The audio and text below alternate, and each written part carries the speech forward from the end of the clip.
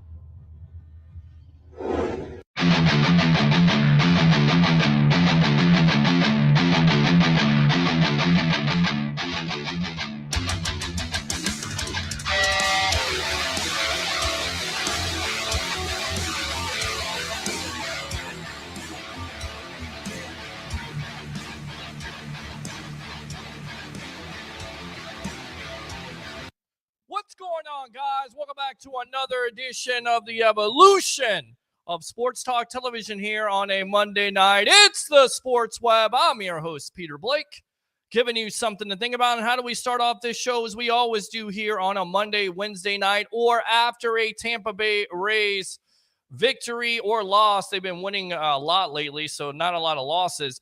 Bring your passion, bring your excitement. Just don't bring any nonsense. On tonight's show, we'll have my co-host, Mr. Harry the Greek, professional handicapper extraordinaire of 1252 Chicago Sports. And then on coming up here in just a couple minutes, Mr. Bushman of the Rays Rewind podcast. I got it right. I nailed it. And then, of course, as always, we'll take your phone calls. 727-255-0391. It's 727-255-0391. The other number is 727-409-7528. Again, 727-409-7528. We'll talk Rays baseball tonight. We'll also talk about your Tampa Bay Buccaneers because they had a big-time announcement today. Why am I wearing creamsicle? We now have an official date, October 15th versus the Detroit Lions. How about that? Yes. So we'll get your thoughts on that. Some other things out there. Quarterback competition. Devin White showing up. What's that all mean? And before we get out to our guest, I want to make sure everybody's happy. So let's go ahead and read these nonsensical comments from Troy. First, you're last. This guy sucks. Roger, I'm always first. I'm behind the scenes. Troy, get rid of the countdown. It takes too long. Pay me some money and I will. Shut up! Roger, Troy doesn't start your stuff already. Go watch a show with no countdown clock. One more stupid comment. Here we go again with the nonsense. Don't play with me tonight. I'm not in the mood. And Troy, Peter, why are you wearing your Little Caesars pizza shirt? Because you gave it to me. I got it out of your closet. With that being said, let's go ahead and go out to my co-host, Mr. Harry the Greek. Here we go.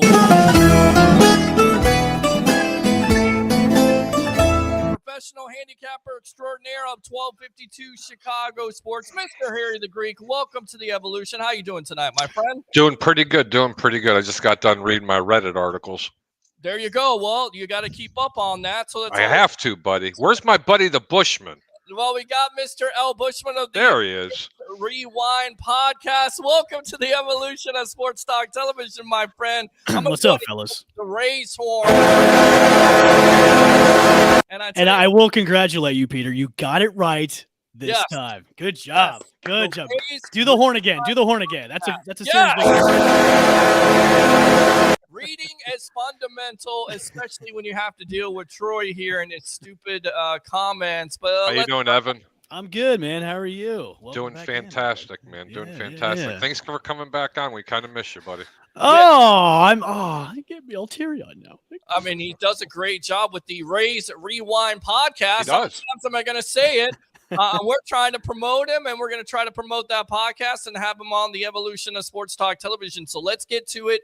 The Rays now 48-20, the big-time test this weekend. But really, was it a test, Evan? Once again, welcome to the Sports Web. I think you're listening in on my podcast when we record, which we just did like about 20 minutes ago. Yeah, I actually brought up a point where is this a stamp series win or is this just another win for the Rays? Because to me, I'm going to probably get a lot of disagreements from this. I think the Rangers are a great team, but are they the number 2 team in the? I just don't. No. I didn't see it. Yeah, exactly. Thank you, Harry. Thank you. You agree with it. That's great. They're a really good team, but Bushman, I got to tell you, man, you can't hope what they put in front of them. Right. Their schedule is their schedule. Just like in the beginning part of the season. Help me out here. I know the Nationals were part of it. Who else was it? Well, we had Oakland, we had Detroit. That's right. Oakland, Detroit, and Washington. Yeah. Okay. And everybody's talking about, well, they didn't beat anybody. They're playing the bottom half of the league. That's because you were playing good baseball. But hold on. If Detroit got on fire and they started out, say, 9-1, then you're going to say we're still looking for that, those good teams to beat. I guess. I mean, they've beaten Houston. They've gotten a hold of them. They're taking care of their opponents in the East. And quite honestly, I mean, there's everything not to doubt this team, but to be proud of this team and get behind it. But then again, I gotta Got to earn the side of caution. It's still early, man. You've got to keep that momentum going into the playoffs. I want to see this team go through a losing streak. I want to see them struggle a little bit. I want to see them still play competitive baseball because you don't want them to turn it on this season. You know exactly why. You want to see if they can come back from adversity. Yep. That's what you want to see. And you know what? I think coming out of May with the record that they had in May, which I coined the phrase the gauntlet for the schedule that they had last month because it was a very tough one. I mean, you look at that schedule and they were playing teams all above 500, I believe. And I think they played maybe one team that was either at 500 or below. And they came out of May just still firing on all cylinders. And they've started off June still firing on all cylinders. And, you know, I'm almost have that word of caution. It's like, okay, when is when is that little bad streak going to happen? When is that going to happen? Is it going to happen before the All-Star break, which they've had that's done before where the Rays have gone on like a losing streak before the All-Star break? Or is it please not happen maybe in the latter half of the season? So I don't know. I don't want it to happen. A losing streak. You remember they lost a couple of straight series. They lost to Baltimore. And they're like, That's oh, true. no, yeah, here it comes. And that's when I came out and said, why is everybody talking about the Rays? Why aren't we also talking about these Baltimore Orioles? You remember that, right, Peter? Well, and you're absolutely right. Let's give you some numbers here. Ever since and then I got a whole bunch of hate mail. Well, I mean, that's just Tampa Bay sports fans. You know, they have a chip on their shoulder, and then it's the Twitter GMs and the Facebook GMs. Well, there you go. But ever since that 13-0 start, guys, they went 35-20. They're playing .636 winning baseball right now. Texas is playing .641, and they're now 8-2 in June, even though they had that little hiccup on Saturday. Yep. Besides that, and I mean, you go back to yesterday's game, right? I mean, they get up 4-0. They're like, you know what, guys? We're just going to let Texas come back in at 4-3. And then all of a sudden, Wander Franco, who hasn't hit a home run since May 9th, who, by the way, 22 stolen bases, and he's out of the lineup tonight. But during that time span, hasn't hit a home run, but still getting on base at the end of the day. I mean, talk about Franco and talk about yesterday's game, El Bushman. I think what a better way to hit a home run is to blast one out, and I thought it was funny. I got the alert where, hey, the Rays gave up 3 runs and then just got 3 back with Wander Franco's 3-run home run, who hasn't home run since May 9th. And I'm like, it's been that long? Because he's been hitting the ball great. I mean, he's been splattering the ball over the field, but just hasn't hit home runs. And you know, when you hit home runs where it matters, which it did yesterday, where you just pull away from the Rangers and pretty much, you know, seal the deal on that series win. That's what you want out of a guy like that. And I think also too, the 22 bags, man, like he's right up there in the major league league with 22 bags. That's what you want out of a guy that, you know, has been criticized before by our local Tampa Bay media about being too young and being too, you know, immature here and there, but the dude's putting up numbers all across the board. So, hey, he can be immature all he wants, man. 22 bags. He's hitting 22 bags. I'll take that over the 5 or 10 homers in the course of a month. I'll tell you that right now. Me too. That's what fundamental baseball is all about. Get them on, get them over, get them in. There's an art called bunting, and there's an art of what they call small ball. That seems to have disappeared, you know, but Tampa does do a pretty good job, you know, playing a little bit of small ball, and they are getting on base. And I know exactly what you're talking about. Wow, it's been since May 9th. Yeah. Look up how long it's been since TA from the Chicago White Sox has hit a home run. You want to talk about something? Because when you talk Tim Anderson, everybody's talking, wow, he's an elite shortstop. Really? Go take a look at those numbers lately. It's been over a year. Just think about that. A year? Yeah. I think it's almost a year. And this is a guy that was walking off. You remember against the Yankees? I remember that. Yeah, I do remember that. Yeah. I want to bring up Isaac Paredes too. Like a lot of the people that were butthurt about, they're trading away Austin Meadows and getting who? Isaac Paredes. It's like, you complain about it now? You complain about it now? One of those guys, and I'll put myself underneath the bus at the end of the day. I didn't understand it at the time because Meadows is coming off a career high with home runs and RBIs, and you're like, what are the Rays doing? And once again, you know, the Rays know what they're doing. Now, do they always get it right? We'll get back to that in a moment. We're on with Elvis. Team always gets it right. Rays Stop. Rewind podcast. Shut up and be quiet. Harry, the Greek professional handicapper extraordinaire. Don't make me reach through this damn TV screen that I'm looking at and choke you out right in the middle of this whole thing. I'll just go right through. That's aggressive. Giving you something to think about. I got something for you right there. But you talk about it with this Rays team, 87 stolen bases. I mean, they really are taking advantage of the rules. The second, the team that has the second most is 70 with the Pittsburgh Pirates. So again, going back to it and just it's not just Wander Franco, it's Luke Raley. Like Luke Raley, come on, man. He's still in bases. I mean, make some sense of this, Evan. You really can't make any sense of it. And I'm glad that I can't, because if you do make sense of it, then teams are going to figure it out. And let's throw in Josh Lowe's name into the equation too as well. I mean, this guy's stealing bases, he's hitting home runs too as well. I mean, obviously he's not getting the everyday playing time that maybe he deserves, but when he's in the lineup, he's showing out, and that's what you need in a guy, especially coming off the bench. And Luke Raley, we call him Nuke, by the way. His nickname is Nuke. We call him that now instead of Luke. That's the type of guys that you want coming off the bench, especially when, especially in playoff time. Hey, let's have a pinch hit. Let's bring in Luke or Nuke. I'm sorry, or let's bring in Josh to pinch hit. So, do they deserve to get maybe more playing time? I think so. I think they deserve it right now, but they know their roles, and they're showing out. And like I said before, there's no way to explain it, and I don't want to, because then you'll have people that figure it out. So. Well, listen now, Harry, check this out, guys. They had stolen 35 bases in a row before Jose Siri. Yeah, streak came to an end, and they were just a couple away from breaking the record, because just 2 years ago, the Cleveland Guardians had 36 stolen straight bases there. We're on the Sports Web. Again, open phone lines if you want to talk to El Bushman, 727-255-0391. It's 727-255-0391. The other number, 727-409-7528. Again, 727-409-7528. So riddle me this, guys. I look on the All-Star list today, and there is nobody. One Ray.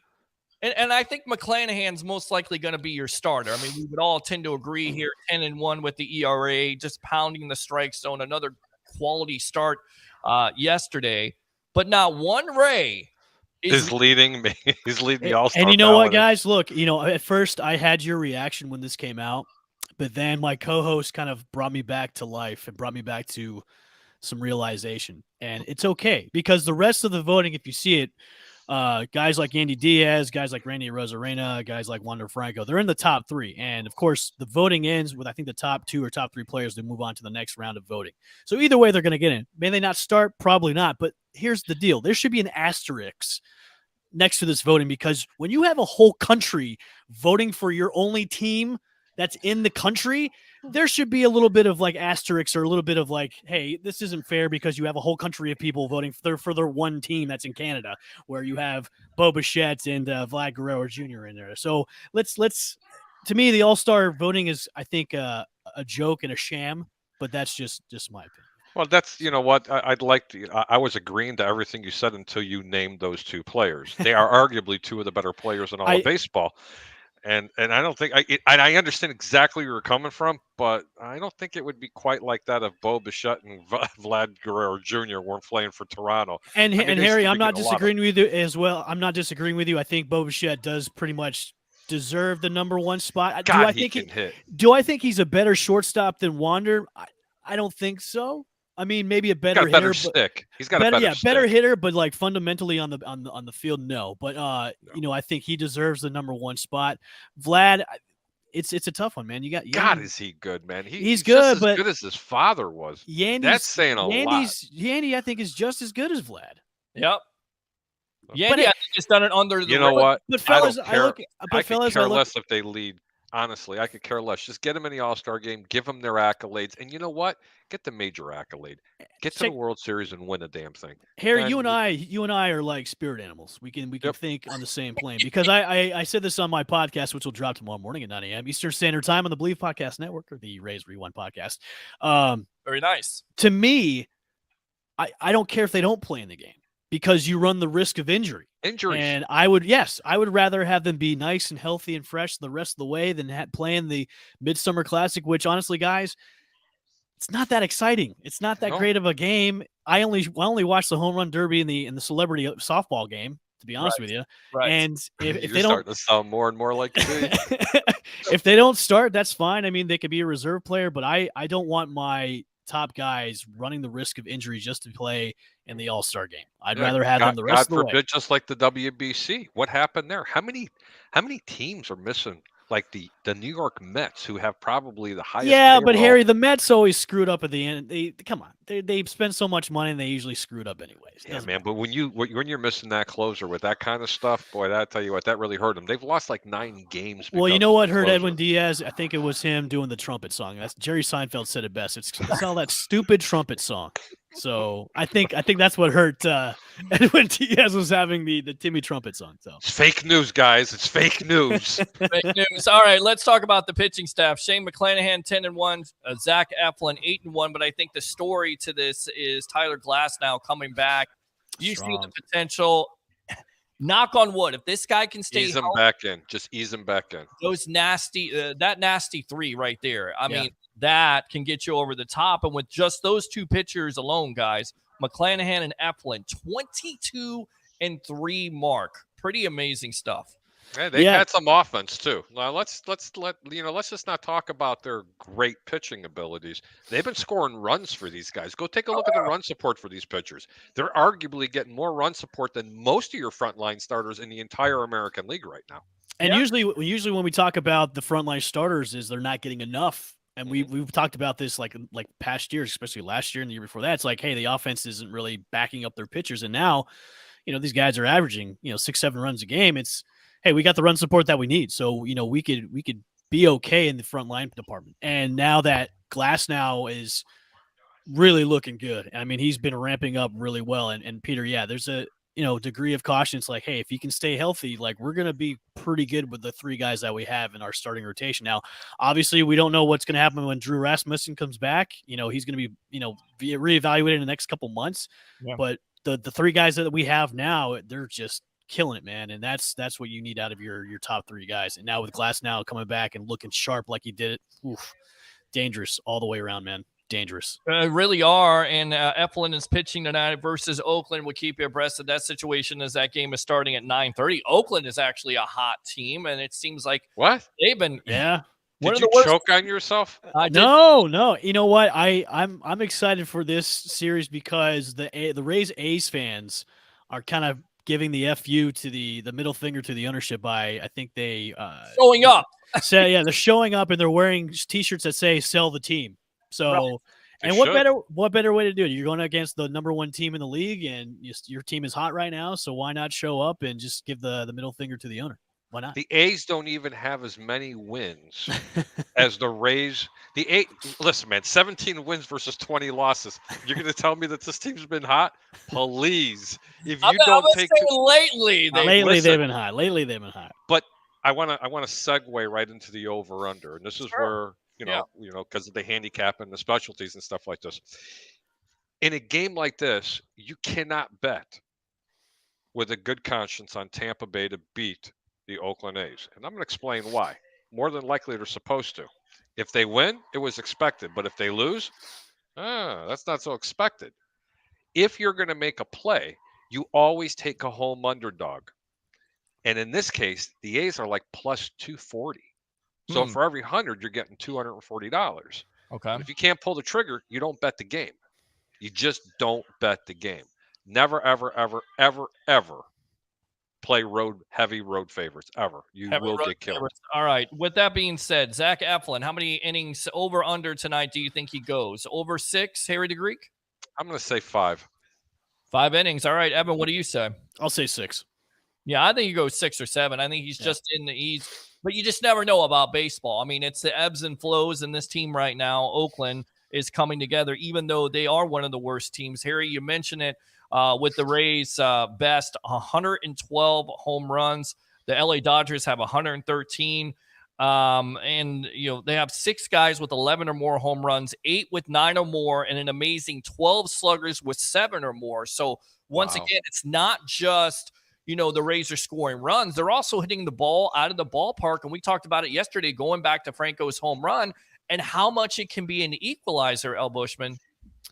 Yeah. I mean, it's looking at the team as a whole and the guys, and we talked about this just recently on my show, is, look at how each and every guy is able to hit the long ball. And, Franco, he's not going to hit the bombs. He's not going to be like the Randy Arozarenas of the world where he's going to hit a lot of home runs, or he's going to be the Andy Diaz of the world where he's going to hit a lot of home runs. But he's going to hit the ball where it's going to matter and bring runs in, and that's what you want out of a talented guy like that.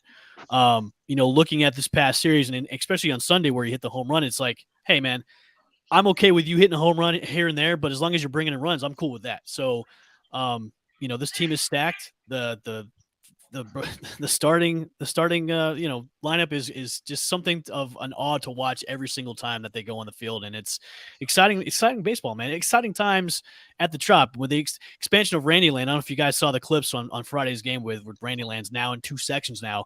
It's just a fun atmosphere. I'm planning on going to Randyland next week when Dwayne Stats and BA are in the attendance in Randyland doing the live broadcast. So we'll see how that goes. I definitely need to get out there when that happens. Now, we talk about talented pitching. The Rays selected the contract of left-hander Jose Lopez. In a corresponding move, this is where I say the Rays aren't always correct, because when he got traded here, everybody was like, well, he's the number 1 prospect, and he's going to work out. Luis Patino, was optioned to AAA. Josh Fleming was transferred to the 60-day injured list. But with Patino, why hasn't it worked out for him? Because he has all the talent in the world.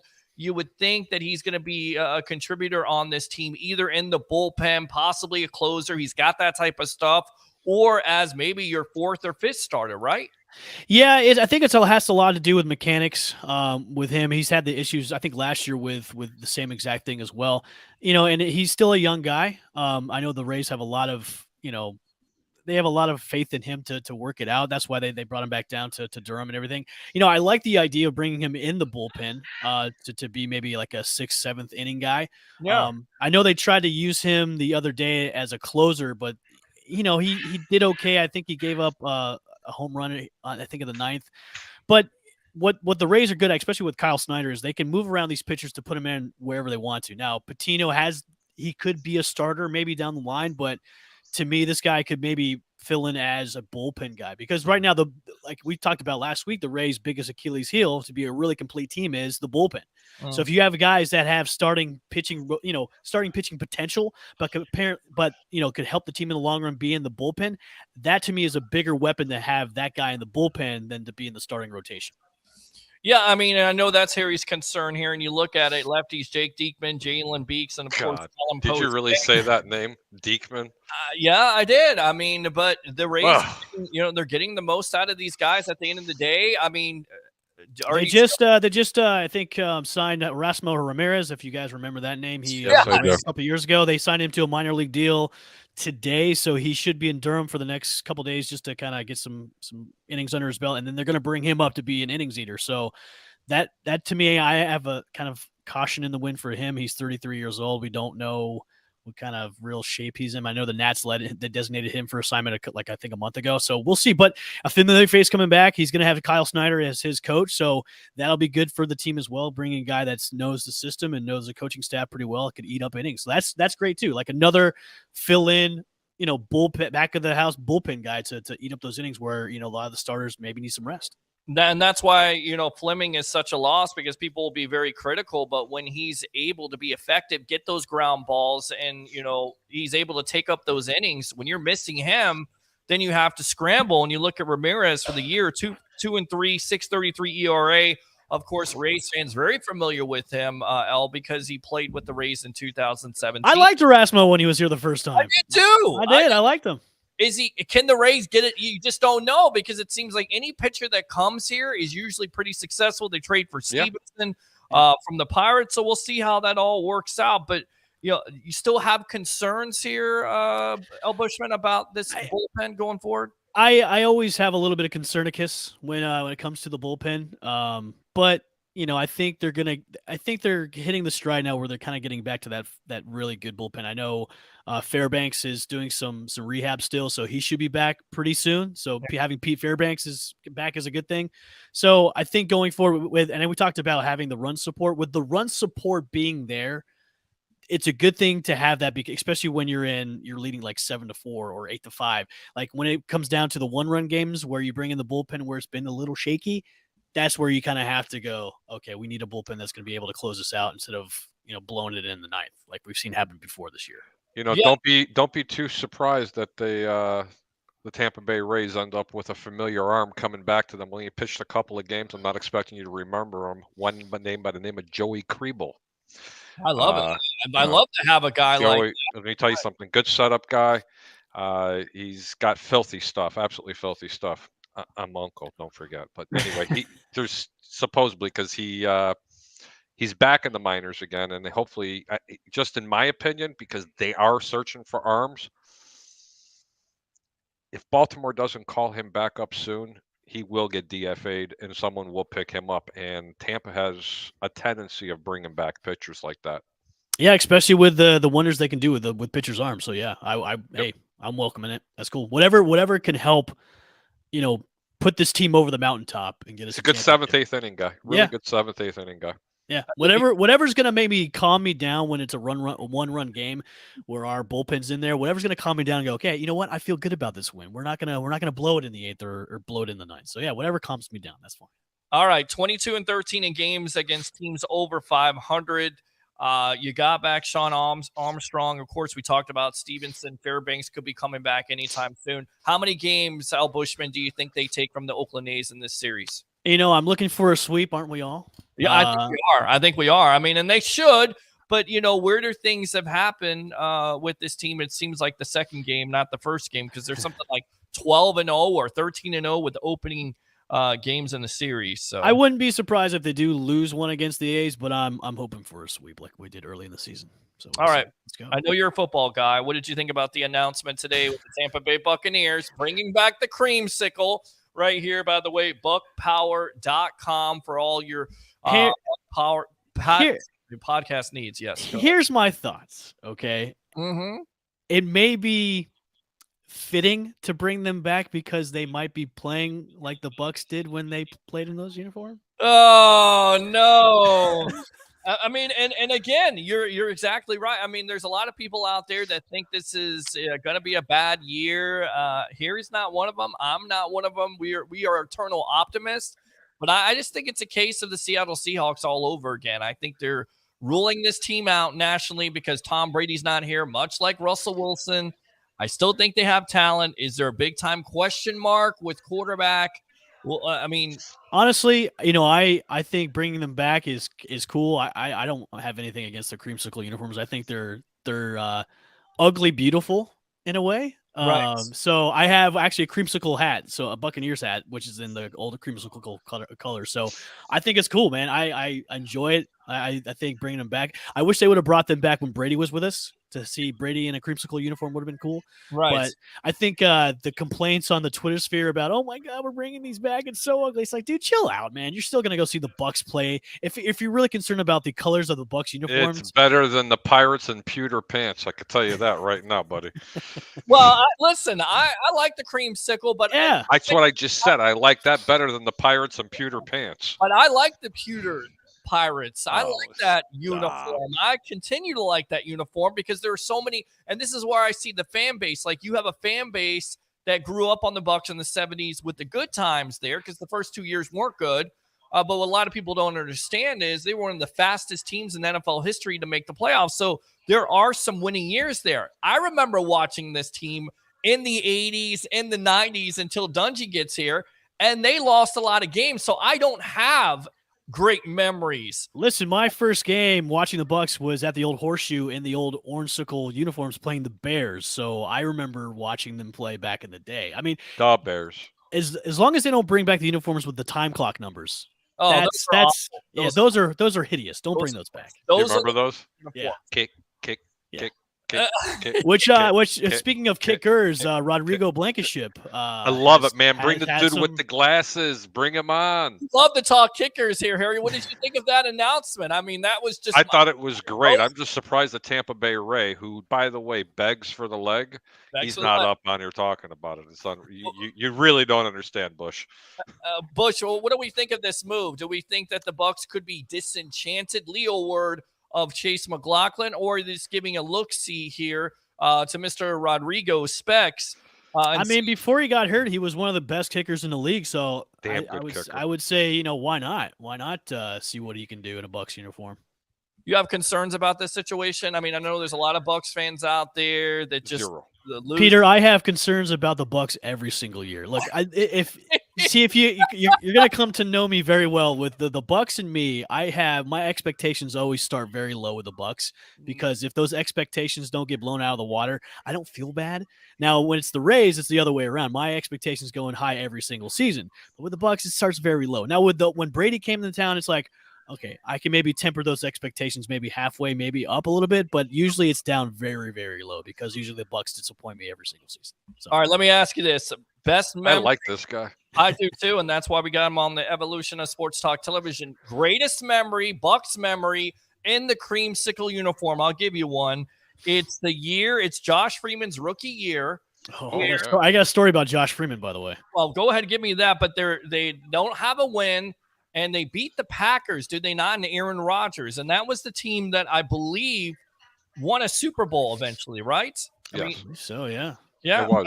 Yeah. My greatest memories when they were playing the Chicago Bears. Unfortunately, it wasn't a Buccaneer that did this, and I'm going to bring back a time because the next time you see it, like on the NFL Network, and they're talking about sweetness with Walter Payton, I was with my father, God rest his soul. We were sitting at probably the 10-yard line, maybe a couple of rows up, and it was a sweep to the left, and Peyton's running into the end zone, and it's a photo you'll always see. There's a creamsicle jersey dragging onto him. You can see Peyton just stretch his arms like this with his ball crossing the goal line, and it was a touchdown. You see it literally every time they talk about Walter Payton. That brings me back to the creamsicle days. All right, go ahead, Al. Give me the story about Josh Freeman really quick. All right, Yeah, so I'm good. I'm at the table, which the table is no longer there up in Tampa. It's no longer. It was a really great bar up in Tampa. It's no longer there, but I'm there with a few friends. We have a table and whatnot at the table. Actually, it's called the Lodge. I'm sorry, it was the Lodge up in Tampa. We had a table at the Lodge. The Lodge is no longer there.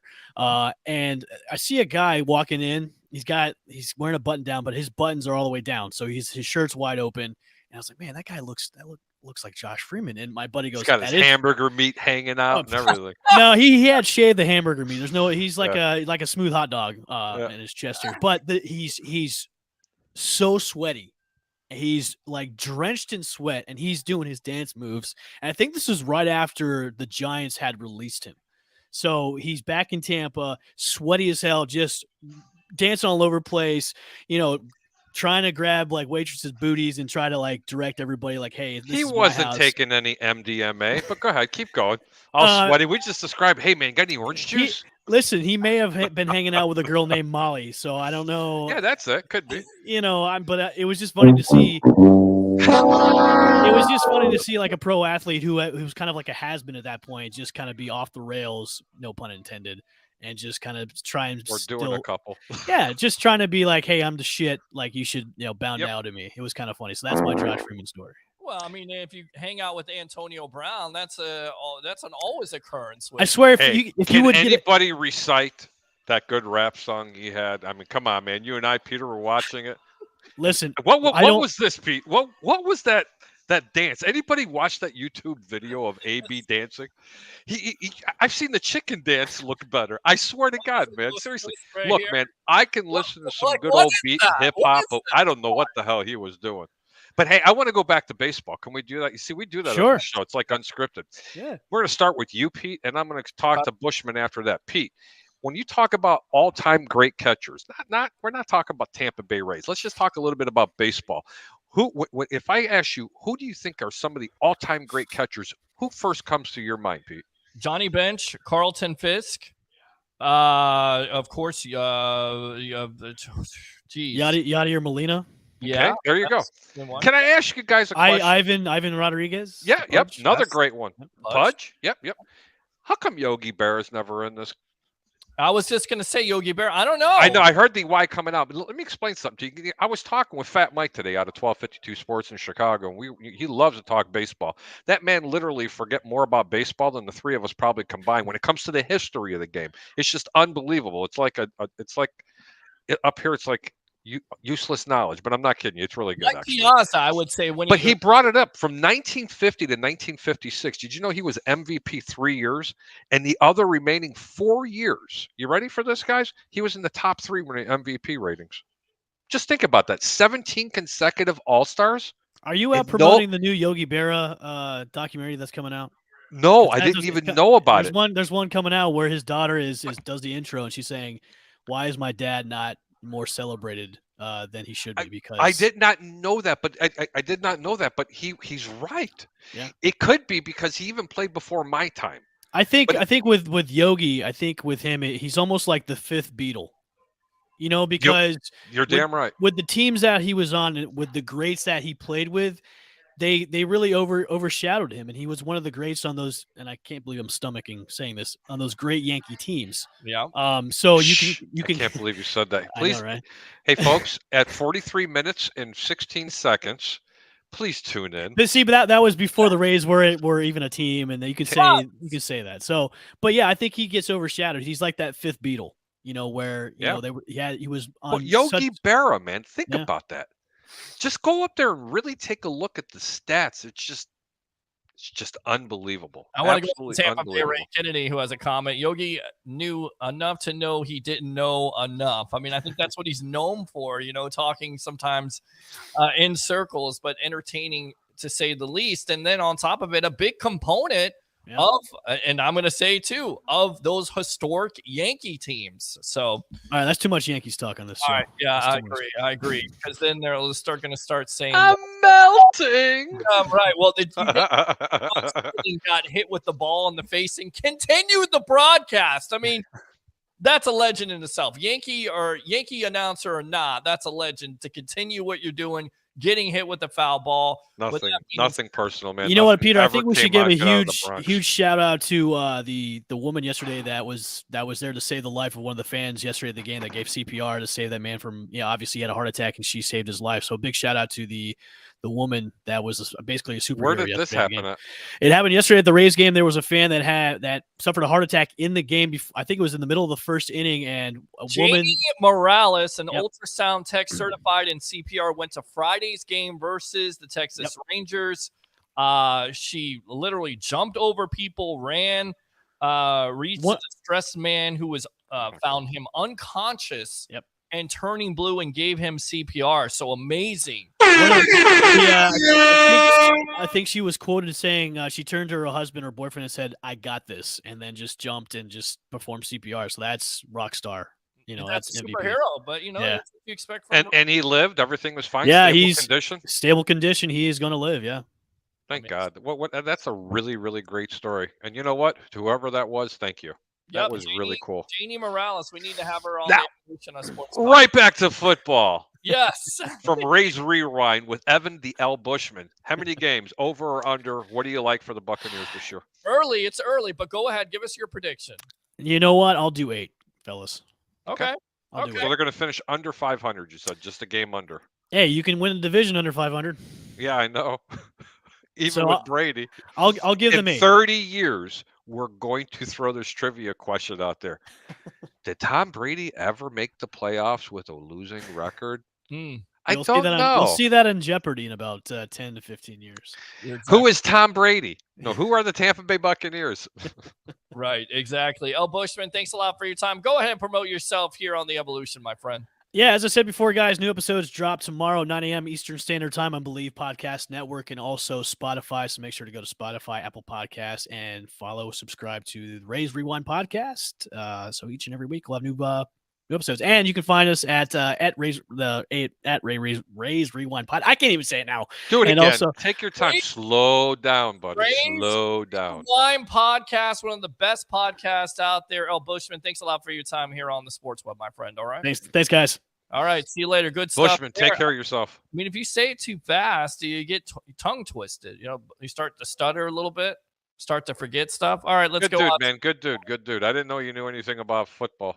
Yeah, he talks football too. We got, versatile, broadcasters and analysts and correspondents, if I can talk myself, on this show. Yeah, I know. I'm telling you, man. The brain is tired tonight, I guess. Open phone lines if you want to talk about your Tampa Bay Rays. 727-255-0391. It's 727-255-0391. The other number, 727-409 7528. Again, 727-409-7528. It's the Sports Web. I'm your host, Peter Blake, along with professional handicapper extraordinaire of 1252 Chicago Sports, Mr. Harry the Greek. So when you had that announcement today, that kind of took me back because it seemed like that's the way you do it with the Tampa Bay Buccaneers, and they're embracing this old school feel with it.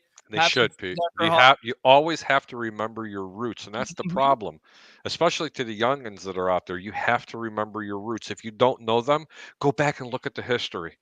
Yeah. Because you cannot take things for granted. This is one of the biggest losing franchises of all time, but yet they have 2 Super Bowl wins. There's teams out there that never even had 1 Super Bowl win. Hell, you could be a Dallas Cowboy fan. That's supposed to be God's team. Okay, America's team and God's favorite team, because that's why they put the hole in the top of the dome so God could watch his favorite team. I don't think it's God's team, guys.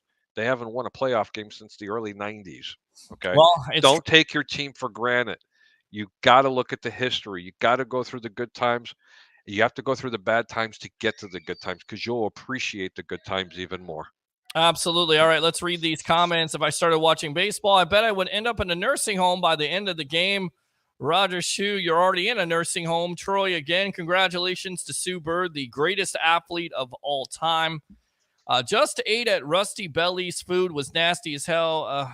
Okay, great. Great place to eat, by the way. Those opinions do not reflect the opinions of the Sports Web, Harry the Greek, and or 1252 Sports. Rusty Belly's in Tarpon Springs is an extraordinary restaurant. Troy, you are an absolute putz. Yeah, he's a putz, and this is what he gets for that. Shut He gets this, and he gets Oh my this. God, who the hell cares? Because he wants attention tonight, so we're going to give him all the negative attention that he can. No, he's got attention. Oh, he's got I'll give him attention. I just wish he would call up. They only serve Bud Light at.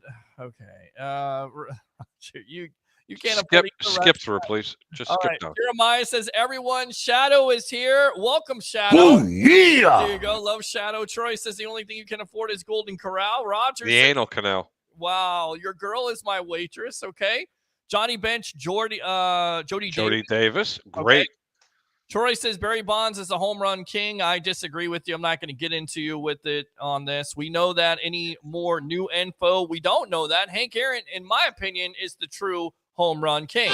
This guy sucks. Loved Hank Aaron, man. Absolutely loved Hank Aaron. How do you feel about Barry Bonds? Because this is always. You don't want to know. So go it. No, tell me. I want to know what you think. Because you know, I remember when Barry Bonds broke into the league. He was skinnier than you, and he didn't have a forehead. I don't know. 5 years later, he put on 60 pounds, and his head got about this big. Okay, go ahead. I don't even want to talk about it. I mean, steroids had no place in baseball. Sorry, it just didn't. You talk about the home run greats from Babe Ruth and Shoeless Joe Jackson. You go back to a time when the bats were dead and the baseballs were dead and the fields were longer and the walls were higher. And you need drugs.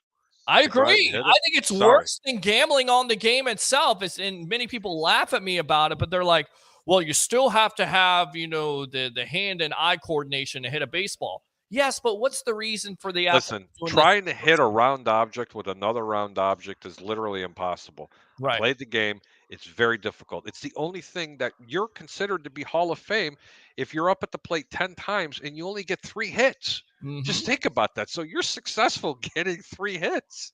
Yeah. You're successful getting 2.5 hits, but you're Hall of Fame material just over 3 hits per 10 at bats. I mean, my thing is always, Harry, though, that they'll never admit to it. Mark McGwire admitted to it. Of course, he was in shame at that point.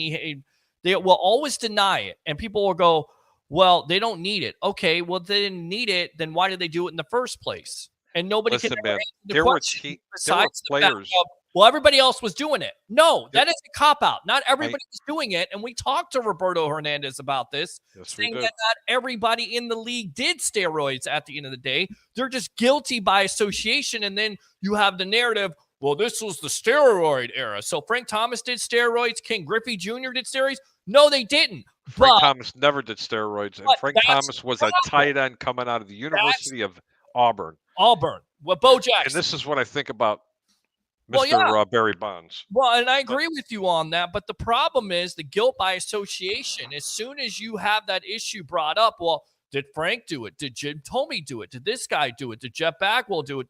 Bagwell did some, dirty stuff. When Rafael Palmeiro, right, okay, was caught doing steroids, there's something wrong, man. right.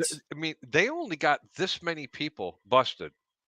Okay, 2/3 of the league were doing steroids at one time. 2/3 of the league. Right. It was so open that I'll leave the players. I'm not going to disclose their names, but in the locker room, other players are shooting them in the ass in the stalls. Yeah. I mean, and they did really? a story on Mark McGuire, and that's how they found out in the first place. But at the time, they were selling that supplement at GNC, so people will say, well, it was available to everybody. That is my biggest problem with this.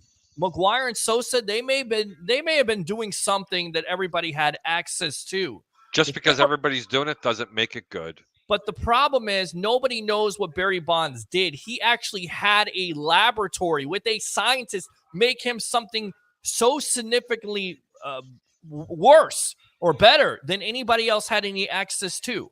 That's the problem. We don't know. And I just continue to go back. They were masking. A lot of the stuff that he was using was able to be masked. That I do know, and that I can say for certain that I do know. Right. And again, why do you do steroids in the first place? You do it for recovery. You want a competitive edge, man. Power. Right. But that you can't have that if it's competitive sports. If you do have that, then basically at the end of the day, it's sports entertainment. If you want to talk about the steroid issue in baseball, that's what we're talking about tonight. Also, 727-255-0391. It's 727-255-0391. The other number, 727-409-7528. Again, 727-409-7528. Jeremiah Shadow says there is a cartoon named before him. Yogi Bear. Yeah, right. From Yogi. From Yogi. Yogi the Bear. Yeah, I know. Yogi the Bear. Oh, yeah. Just saw Harry Jr. in the back. Quit cutting your operation outside the combo. Peter L. Bush was saying something. I wasn't cutting him off. I don't think I was cutting him off, but thank you very much for telling me how to do a show. I will be sure to tune into your show as soon as possible, okay? Signed the kicker from the USFL. Jeremiah says ABC's Mr. Greek. Daniel says Tampa Bay Buccaneers for life. Jeremiah, no place in sports. Steroids should not be tolerated. Troy says, guys, I have a crazy dream that you guys were on a different show hosted by a crazy... you do have some crazy dreams, bro. I'm glad I'm always dressed in your dreams. Oh, God. Now, Peter? That was Friday night. Thanks a lot to Andrew Fulbert as we played Sports Jeopardy there. Alex Lucy. That was fun. That was fun. We need to do that again. It was fixed, though. You know that, right? Oh, absolutely. It was fixed. Everything in sports these days is fixed. We're talking sports gambling, fixed. NFL, fixed. This NBA right now. The Heat are winning this game 51 to 44, Game 5. Let's see here. Sean says recovery is the biggest reason with baseball. So many games, a body gets run down, but not only the recovery aspect of it.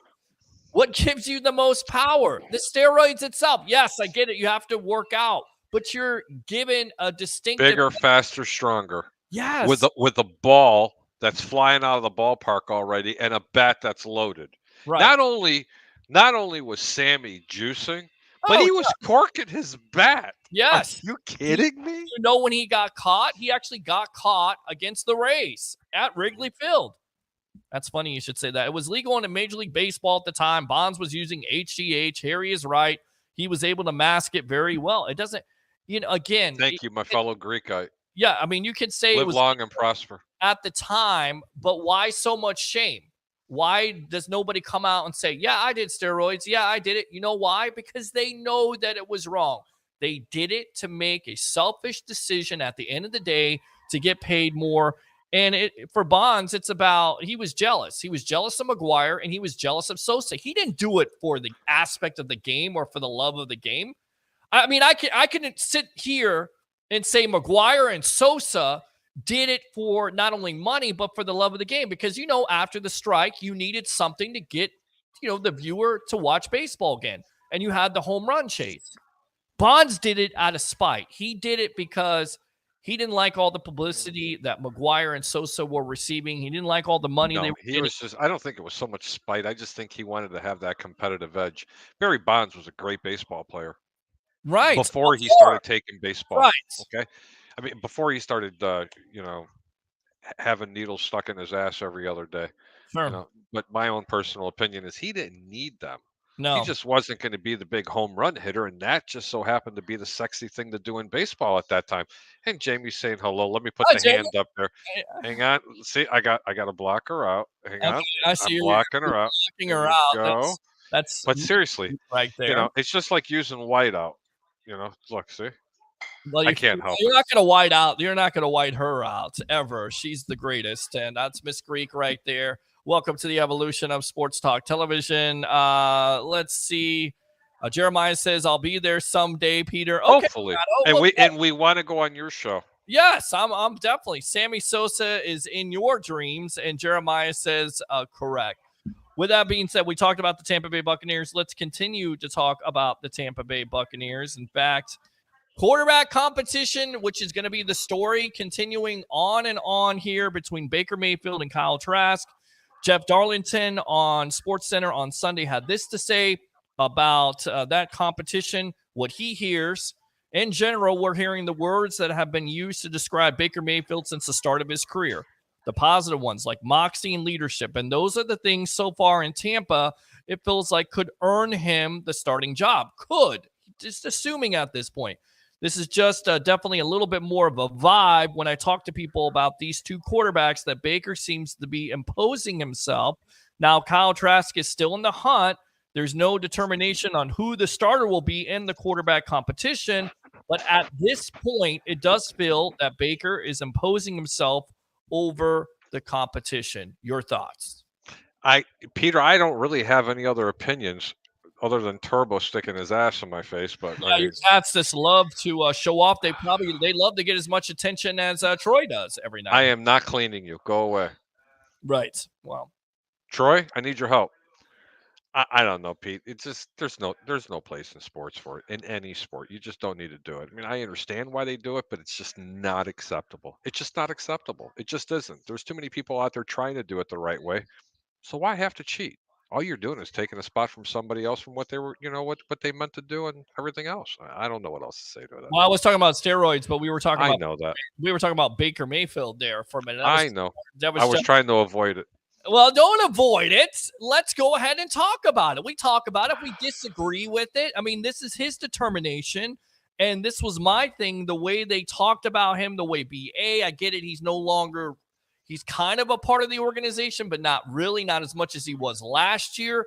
But you can hear the words. And for me, it just makes sense at the end of the day for a veteran starter who has done it to a certain degree at a high rate, because he's just a couple years removed from 27 or 26-7 or 27-6, leading the Browns, who by the way changed their logo today. So I don't know about that. We'll see how. What did they put a toilet bowl on them? No, it looks pretty cool with the dog. They're trying to, but he led the Browns to the playoffs. The point is that he has played at a high level when he's not injured. So to me, 2 + 2 = 4. It makes sense for Baker to be the starter. I know how you feel about this. Listen, I love Baker Mayfield. I do. I loved him when he went to Cleveland. The only thing I didn't like about him is how cocky he was, because I still have that image of what he did from center or from midfield in his college game by grabbing his crotch. You do recall that, correct? I do recall that, and he matured. Right. Coming to the National Football League. I got one cat here. I got Bandit over there. I mean, this is just unbelievable. Catastrophe. But what? It's a catastrophe, correct? But what Cleveland did almost ruined this young man's career. Playing him injured the way he did, it was just unbelievable. But that says something for one person's heart. You know what? If he was that sick, if he was that hurt, he wasn't able to play, and he still fought it to go back out there. Shame on Cleveland for almost ruining his career. He has got all the talents in the world to be a really good NFL quarterback. You didn't hear me say great, but a very good NFL quarterback. And in this offensive scheme that Canales is bringing to this team, that's all you have to do is be efficient, and that's it. because this team will go places if they play the correct way. I agree, and he's 28 years old, and a lot of people say Everybody say hello to Turbo. yeah, hi Turbo, and it's Excuse good me.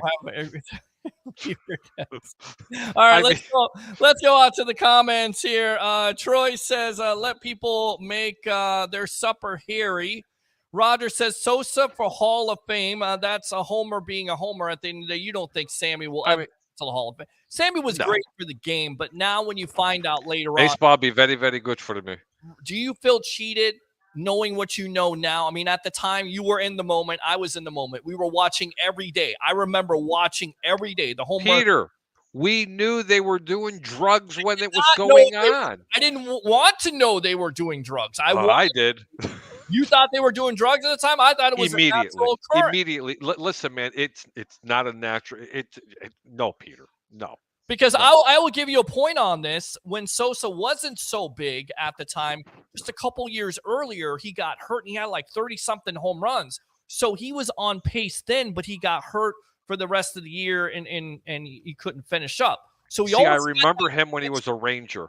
Okay. And then all of a sudden he went to the White Sox and he started to get big, and the White Sox went, here, you need to get out of here. See you later. Right. And when he went to the Cubs, he just blew up. Who did they trade him for, by the way?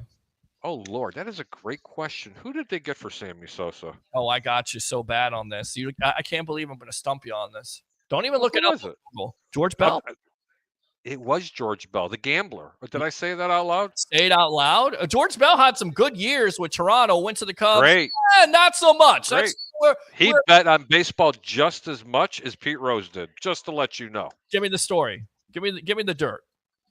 Let me just put it to you this way. He bet on baseball just as much, and it was hushed up because baseball couldn't take another black guy. They were already dealing with what was going on with Pete Rose. With that being going on and with the strike, that would have absolutely killed baseball. I'm telling you, man. It's just a travesty how everything was so selective and the way they went after people. Was it right? Nope. I'm not defending Pete in this situation, but that's the story. He bet on baseball. Did he bet on his own team?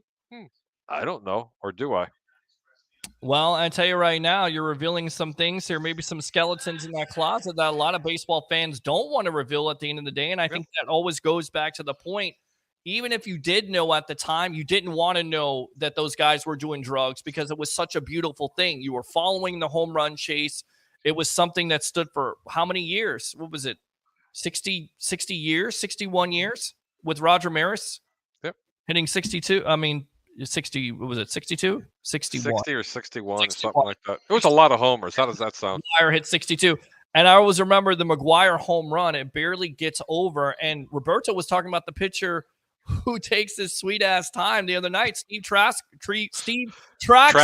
ex-Chicago Cub, man. Yes. I'll tell you what, it wasn't great. Listen, you didn't bother going to grab peanuts and M&Ms. You could go get dinner. Yeah. You could hang out with your wife, go get dinner, go see a half a movie, come back. Yeah, and you can go up. It's the fourth inning now. Now it's the fourth inning. Right. The bullpen. This the stories. They used to get so pissed, going, "Oh my God, what's going on?"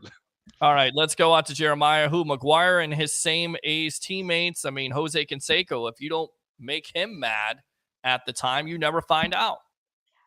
Nope. You never find out if Jose Canseco is silenced at the end of the day. And just to update the score here, we got Game 5 of the NBA Finals. Miami up 55-51 over Denver. Denver, want to get your thoughts on that series. Do you think that series is over tonight?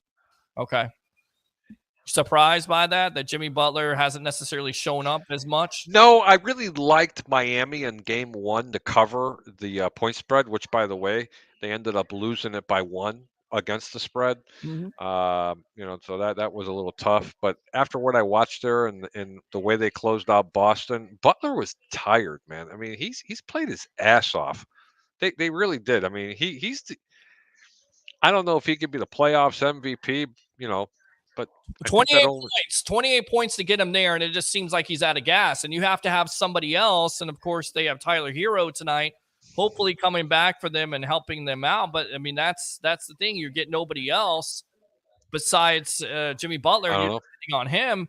it's not going to work out. And you look at Denver overall. I mean, Aaron Gordon, who the Magic and a lot of Magic fans were looking at the end of the day to be the future there, gets traded.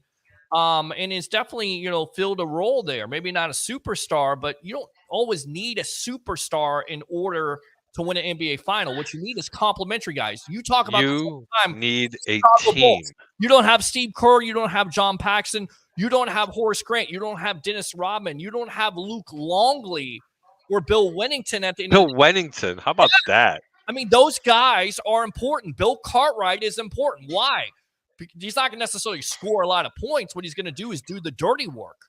Mm-hmm. And that's, he gets up, he gets the rebounds, he's laying in the post, he's setting the pick. I mean, it's just, it's all about teamwork, guys. It trust me, it takes the entire village, not just one individual. Yes, and consequently, we got a lot of a village of idiots here sometimes with Roger and Troy. All right, let's go out to some of these comments here. Let's see. I feel Trask will win. That's Jeremiah right there. Shadow. Nee says, give him a kiss. I guess she was watching you give the cat a kiss there. The cat, absolutely. Great stuff. Hi, Nee. Likes that. Hi, Nee. Jeremiah says, okay. Just a little pussy ass in your face. Steve work meeting at 10. Shut up. We don't work together. This guy sucks. Jeremiah says, talking about Turbo Greek. I'm sure you are. Of course you are. All right. The other rumor around. Who are the Bucs going to get next here? DeAndre Hopkins. I don't see that happening. The Bucs seem like they're need him at wide receiver. But hold on now. Where do you think Hopkins ends up? Okay, good. With them. No, I was going to say the Bucs.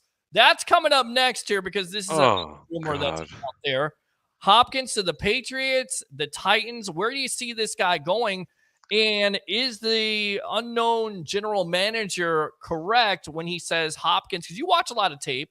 Can he run anymore? Is he as an effective wide receiver as he's been in the past? Because I don't remember Hopkins ever being, blow past a cornerback at the end of the day. But do you feel like Hopkins has lost a step? No, I just never thought he was really all that big of a speedster anyway. I mean, he could peel the top off a defense, but not with all that great amount of speed. He's extraordinary route runner, and he's got really, really good hands. He's not going to drop a lot of passes.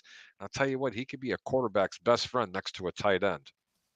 Well, and I mean, a lot of people assume he could go to the Tennessee Titans. They also assume he could go to the New England Patriots. Where do you see him with the best fit? Because, of course, the Titans get rid of A.J. Brown. Terrible move on their part.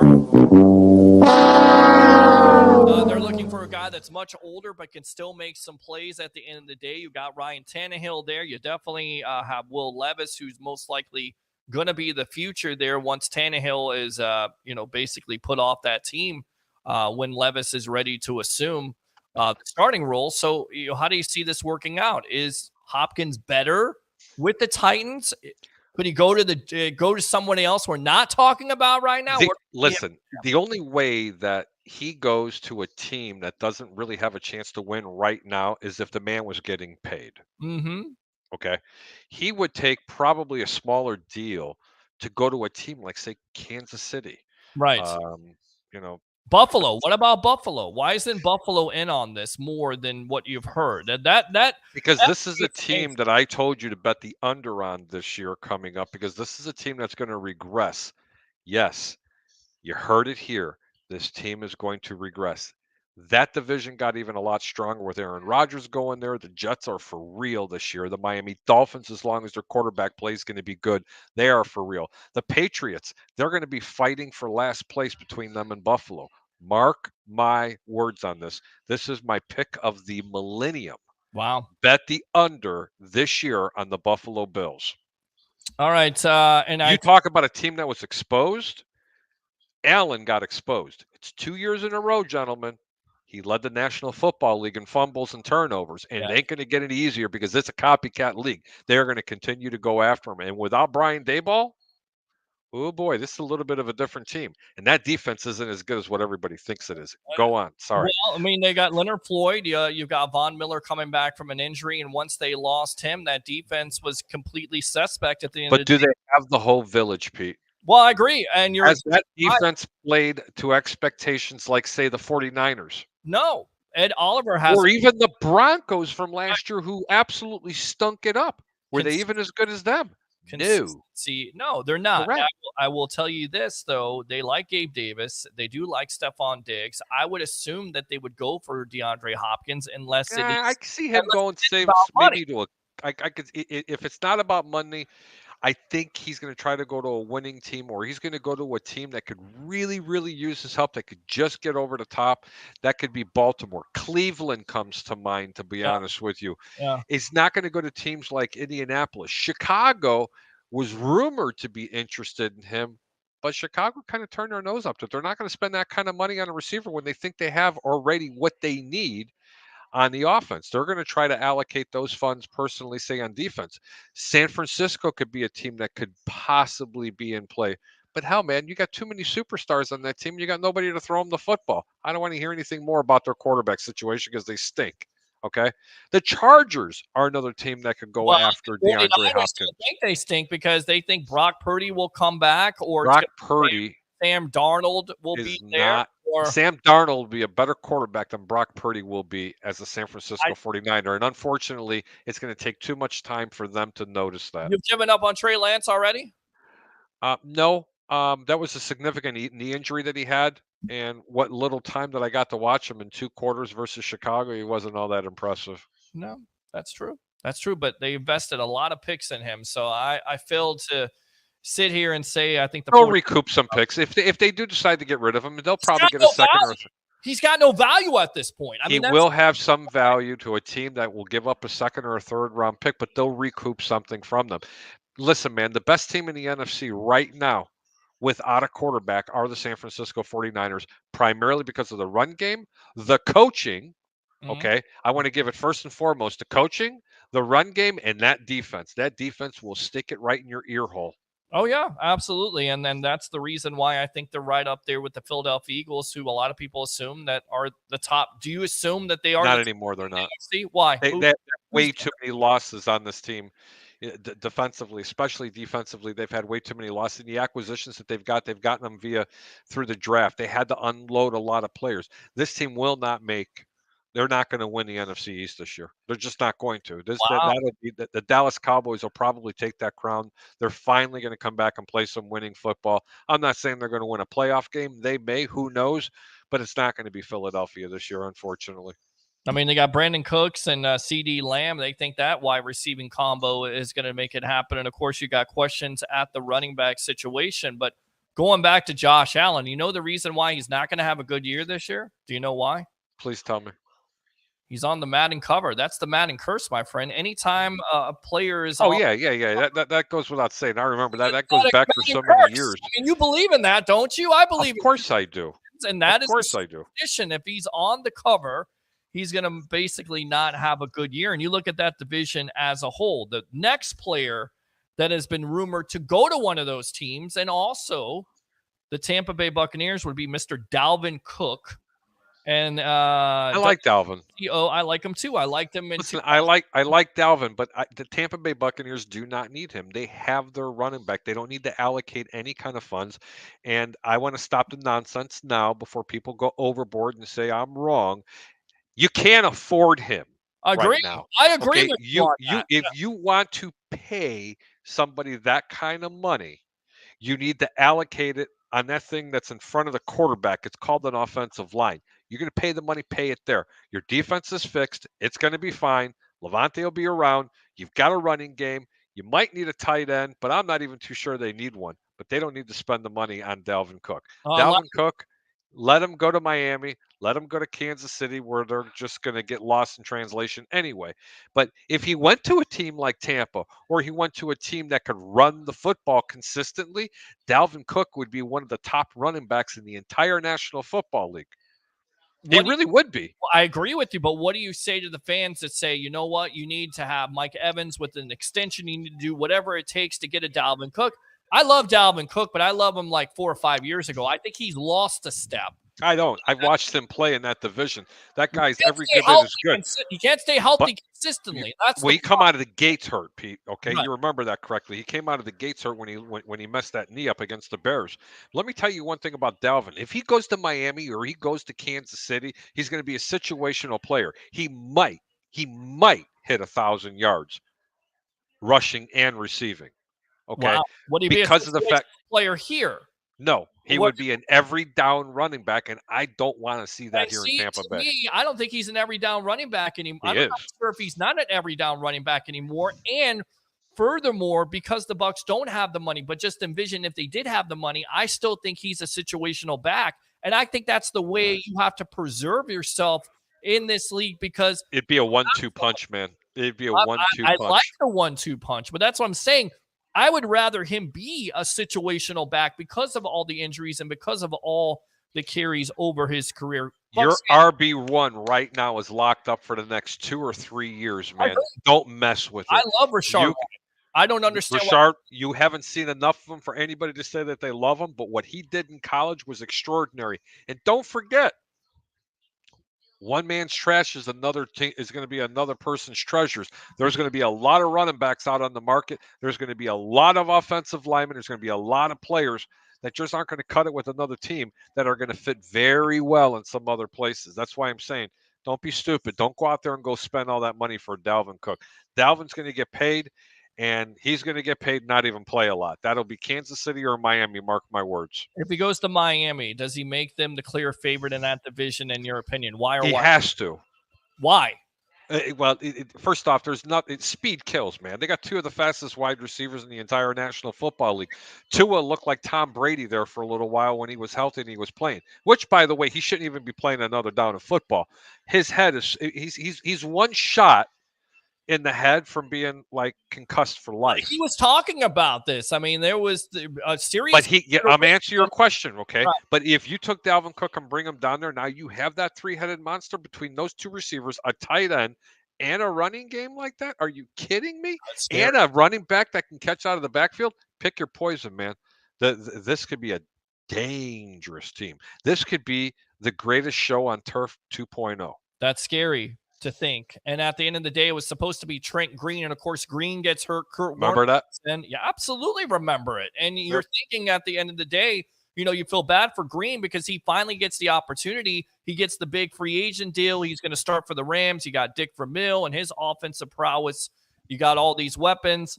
He gets hurt, and you're like, the Rams season's over with. No, not so fast. You got this guy by the name of Kurt Warner, who turned into a pretty damn good player that year. Bucs fans, if you want to talk about anything we're talking about when it comes to DeAndre Hopkins, Dalvin Cook, orange uniforms. Yep, and absolutely the comments from Jeff Darlington on the quarterback competition. 727-255-0391. It's 727-255-0391. The other number, 727-409-7528. Again, 727-409-7528. It's the Sports Web on a Monday night. I'm your host, Peter Blake, along with Harry the Greek, professional handicapper extraordinaire. Let's go back out to these comments. Jadeveon Clowney. Imagine this. In an NFL world right now, in a landscape where you have DeAndre Hopkins, Dalvin Cook, and Jadeveon Clowney, all free agents. What gives here? I mean, Clowney to me, very talented, but so inconsistent. Like some of these players here the last couple of years, especially Hopkins, who you can't stay on the hip field because he's taken, PEDs. What do you make of Mr. Clowney being out there? Clowney, again, another player. I mean, I remember all the circus and hype that was coming around him when he came out of college. And I mean, he fit the bill for everything that people were dreaming. And then he got hurt. I mean, you can't help it. Speed kills until you hurt a knee or you hurt a back, and then you're continually hurt. That's what it was. Jadeveon Clowney is also another player that could be a really, really good player for a team that's trying to contend, because he can also be a situational type of pass rusher. You don't have to keep him in there for 3 downs, Pete. And I still think he's got a lot in the tank. The player that I'm most interested in is Young out of Washington. And well, isn't that ridiculous that he's actually on the trade block at the end of the day? Because he was the second overall pick you're talking about Rookie of the year. Another person that got hurt who's going to command an absolute huge. Listen, this is where Washington is smart. Okay. And that's why Chico is one of the better coaches in the National Football League. Mhm. Bro, they already know what's coming. Okay. He's going to command that big, huge contract. They can get rid of him this year, retrieve something for him, and then continue to build this team. Listen, Young's not going to make or break this defense. That's how good that defense is. They're going to miss him this much, but he could be a really big asset for some other teams. But this is another player that has also lost a step and lost some of his speed due to an injury. But go back to your point. I'm sorry, Pete. No, I mean, I think he could take over some games when he could stay healthy, but he hasn't been able to stay healthy, and it's a shame because coming out, he was second overall player. For me, 2 + 2 = 4. That equals the Detroit Lions. If you're going to trade him they need somebody. You pair him on the side with Hutchinson. They're also talking Chicago because Chicago's in dire need of a pass rusher right now. They fixed everything else on that defense. They need one more pass rusher. What's his value in your opinion? They want too much, and Detroit's not willing to give it up. Sources have already said that, and Chicago's definitely not giving it up. They need all their picks in the next and upcoming years. All right, the other story came out from Rick Stroud of the Tampa Bay Times. Devin White has shown up to a voluntary photo. So now, according to Mike Florio and other sources, they assume that Devin White has basically dropped his trade request. Is that an overreaction by some of the media out there? Or can Devin White and the Buccaneers coincide together and this not become a distraction like it has been in these past couple months? When you have a good head coach and you have a good PR department, you have a good general manager, it will not become a distraction. If it is, they make the distraction go away. That's all I got to say about that. All right, let's go out to the phone lines. Mr. Curtis from Newport Richey leading it off here on The Evolution. What do you have to say? You're on with yours truly, along with Harry the Greek professional handicapper extraordinaire on a creamsicle Monday, my friend. How you feeling? Welcome. Oh, man, I'm great. I just got off work, man. Well, there you go. I mean, that's nice. Winner chicken dinner, my friend. I wanted to touch bases on that Devin White thing. Okay. Listen, he's still a good player. Mm-hmm. To me, he's taking a step back. I think he's inconsistent. Nobody is going to give the Bucs what they're going to want for Devin White. Nobody. Unless they're desperate. That's it. And that's a good point. I like Devin White, but I think. Do you think with him showing up to this voluntary photo that this is the end of him talking to, having these cryptic messages on social media about this and that, Eagles players? I'm gonna be blunt with you, and I want both of you guys to tell me if I'm right or wrong. Okay, how you feel about it? Go for it. I think somebody got in his ear, because I'm gonna tell you something. Those guys that played for LSU are a tightly knitted group. Sure. Okay. And somebody got in his ear, told him, "Shut the F up, go out there and play. You'll get your money." That's all you got to do. What do you think, Greek? What do you say? Because I think you're exactly right. And just to update the score here, Game 5, Denver has come storming back now. They lead the Heat 69-66. First lead it was 18-16. They were down by 10, and they have come back. I think the Heat are basically out of gas. We'll see if they can make some shots. But going back to it, Greek, what do you say here? I mean, does he make some sense here? Curtis always makes some great sense. He's one of the great calls of the sports web, but do you think somebody got into his ear? Was it Jason Light? Was it Todd Bowles, who we know they have a close relationship? I think it's Todd. I mean, he's a player's coach.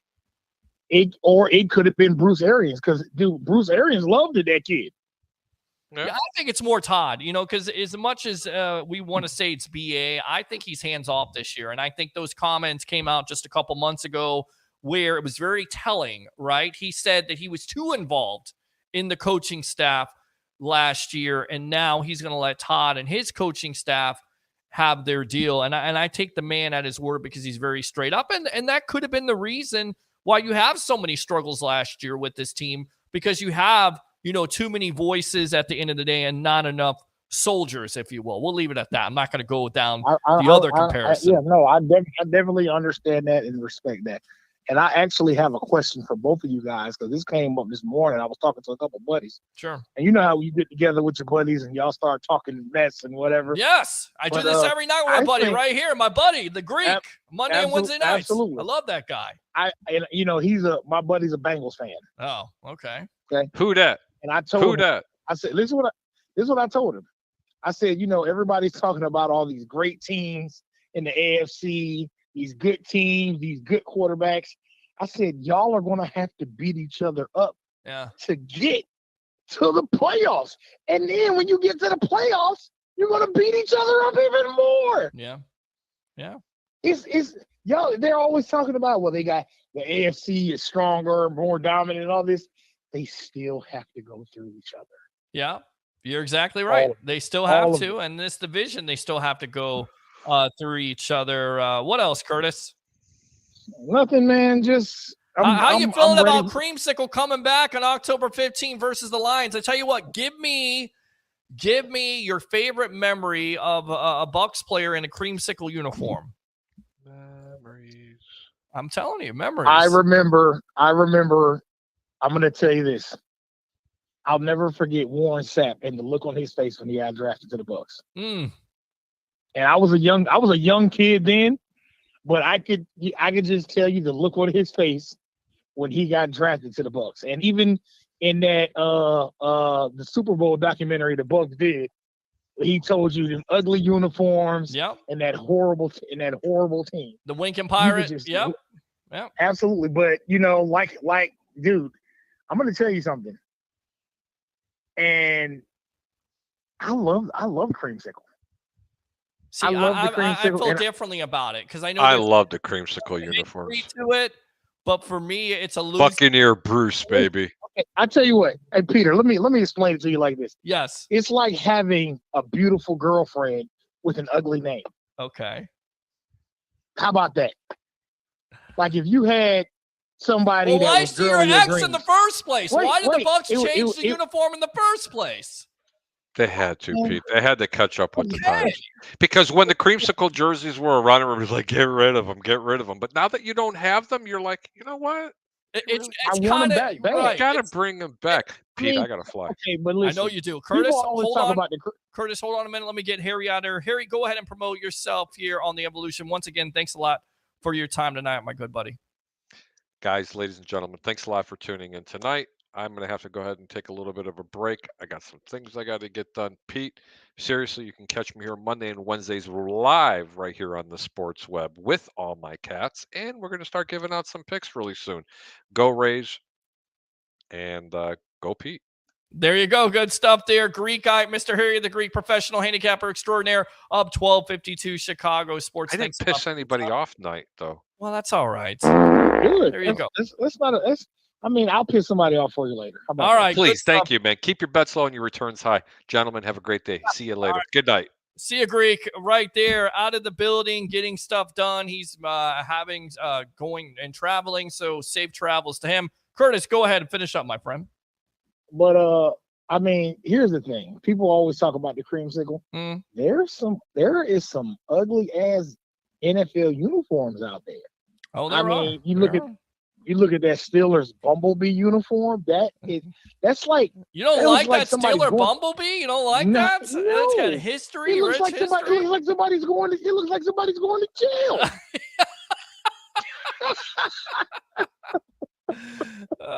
Consequently, a lot of people would say some people should have went to jail on that team previously. The Packers uniform where they got the big circle in the middle. That's terrible. You don't like the Packer uniform? Okay. No. Oh, okay. I don't like it either. I agree with you. But because it's history, people stand on it, and that's my point. Like it may be a pretty girl with an ugly name, but the history behind it bothers me.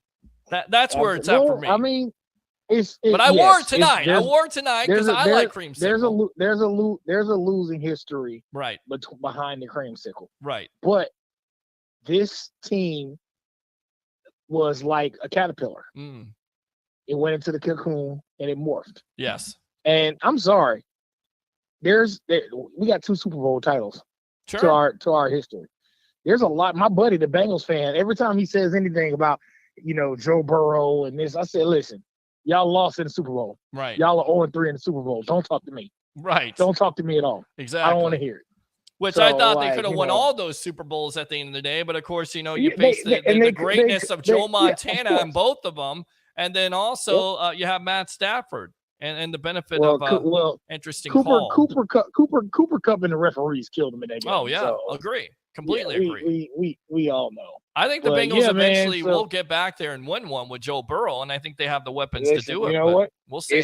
It's the AFC is a huge gauntlet. Yeah. And you know what? I'm really ready to see, and I know a lot of people don't want to hear this, but for as in the football aspect, let's see what Deshaun Watson has left. Well, yeah. Because he has a talented offense around him. I mean, him, Amari Cooper, Nick Chubb, that offensive line. I mean, there is some talent in what Cleveland if around that guy. I'm telling you right now, what if he becomes a 30 for 30 in that because of all these allegations, because of all that missed time, because of all the distractions on and off the field, that he never lives up to that contract? Because I feel like that could happen. Well, you know what? Yeah. The thing about it is, if it happens, Right.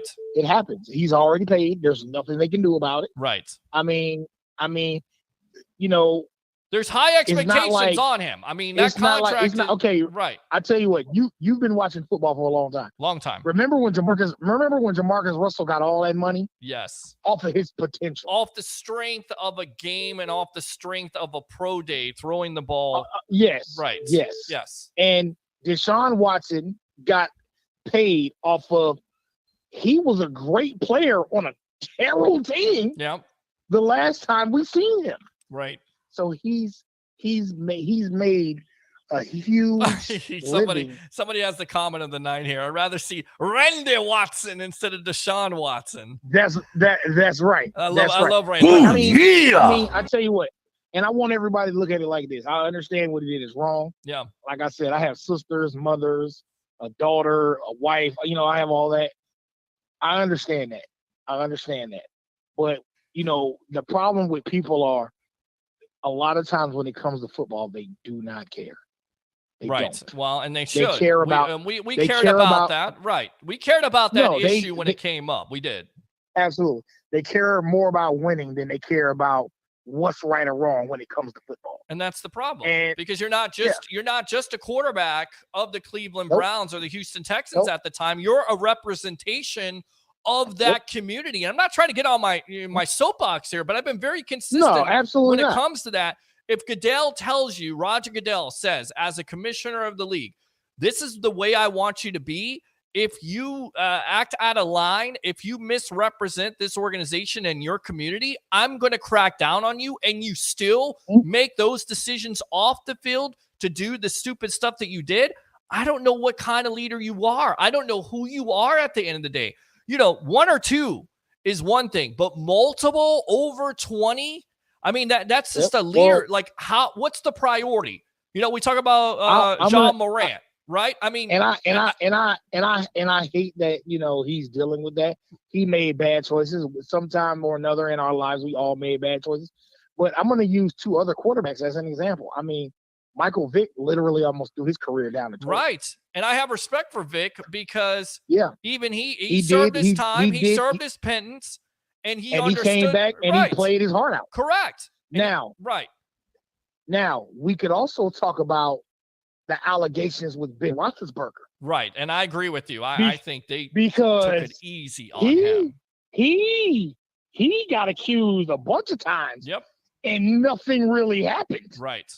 They kind of swept it up under the rug. Because at the time, there was nobody focusing on it, and they should have been focusing on it. It should have been a bigger issue. When you have Plexico Burress, and I get it, it's a gun law in New York, serving, more time, or Michael Vick serving more time Yep. than somebody that is alleged to rape, and this is multiple times, that's a Mhm. problem. That's a major problem for me. That's always been a Yep. major problem with the NFL and their consistency issue And- on how to and honestly, address discipline.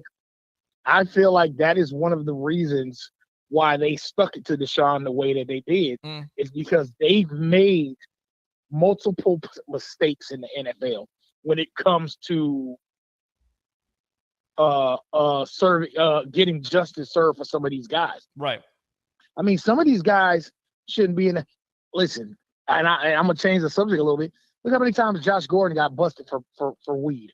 Now it seems like a joke, right? Because it's all legalized. Yeah, Even absolutely. the NBA, they came to their senses and said, hallelujah, we know that the majority of players in the NBA smoke weed. It is no longer illegal. And the NFL was taking a stance on that versus Josh Gordon instead of taking a stance on Deshaun Watson and instead of taking a stance at the time on Ray Rice until it affected their bottom line. Instead of taking the stance on Greg Hardy. That's a problem. How about the guy we barely heard about? The kicker from the New York Giants, Josh Brown, got basically banned from the NFL for beating up his wife. Right. A kicker. Right. But he should have been. That should have been the absolutely. That should have been the discipline at the time. Ray Rice at the time only gets 2 games. Greg Hardy only gets 2 games. You know, and that until it affects the bottom line. The kicker gets banned. Yes. That's crazy. Right.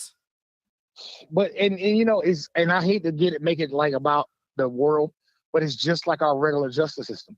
If me and you do the same crime, we should both do the same time. Of course. It shouldn't matter. Of course. I agree. I completely agree with you. And when people say, well, he's an athlete and he's got all this talent, he's going to get off. Why? Because he's rich? Does that make him better? Does that make him a better person than me? No. Absolutely not. Absolutely not. That's the problem. Anything, that's the consistency issue. If anything, I'm the better person because I'm not out there doing that stuff. That's it. And, you know, for sports talk shows like this to have these type of conversations, we have to have these type of conversations because I feel like people get into their head and they say, well, you know what? Because he has so much talent, because, you know, we were young and we made mistakes. No, if we were young and make mistakes, whether we're in the NFL or not, you're going to jail. That's how it should be. And if you have that idea already put in your head about conditioning an athlete, how it's okay, that is the reason why the athlete may be getting out of control in the first place. Case in point, John Morant. How many times have we talked about this kid?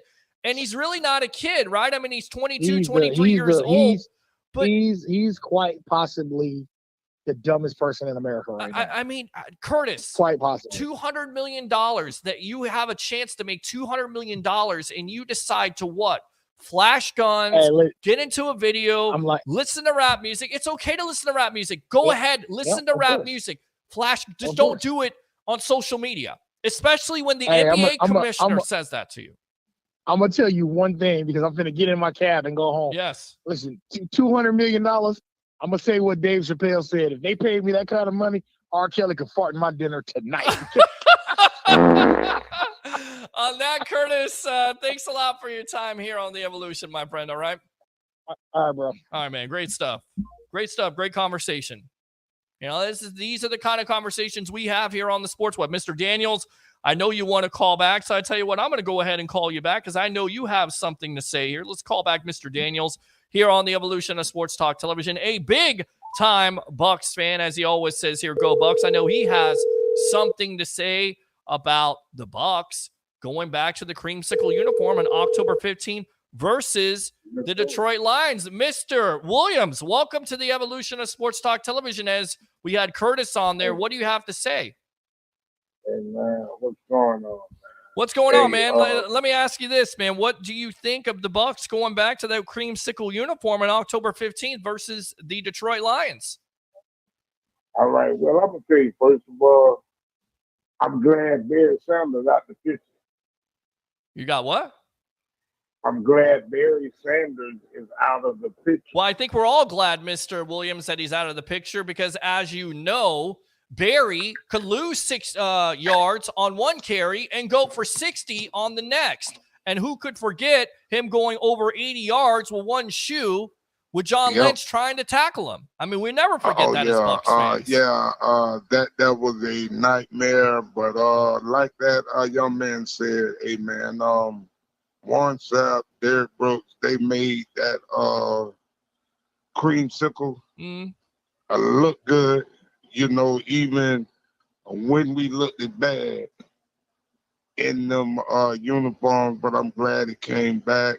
And you know, and the best thing I had out of that when Rondé Barber had it on, and when Sepp really got turned loose in his creamsicle uniform, and he had got him a couple of sacks, man. Well, I don't think Rondé Barber had the creamsicle uniform, my friend. I think it was a little bit afterwards. In fact, I think Barber was drafted in 97.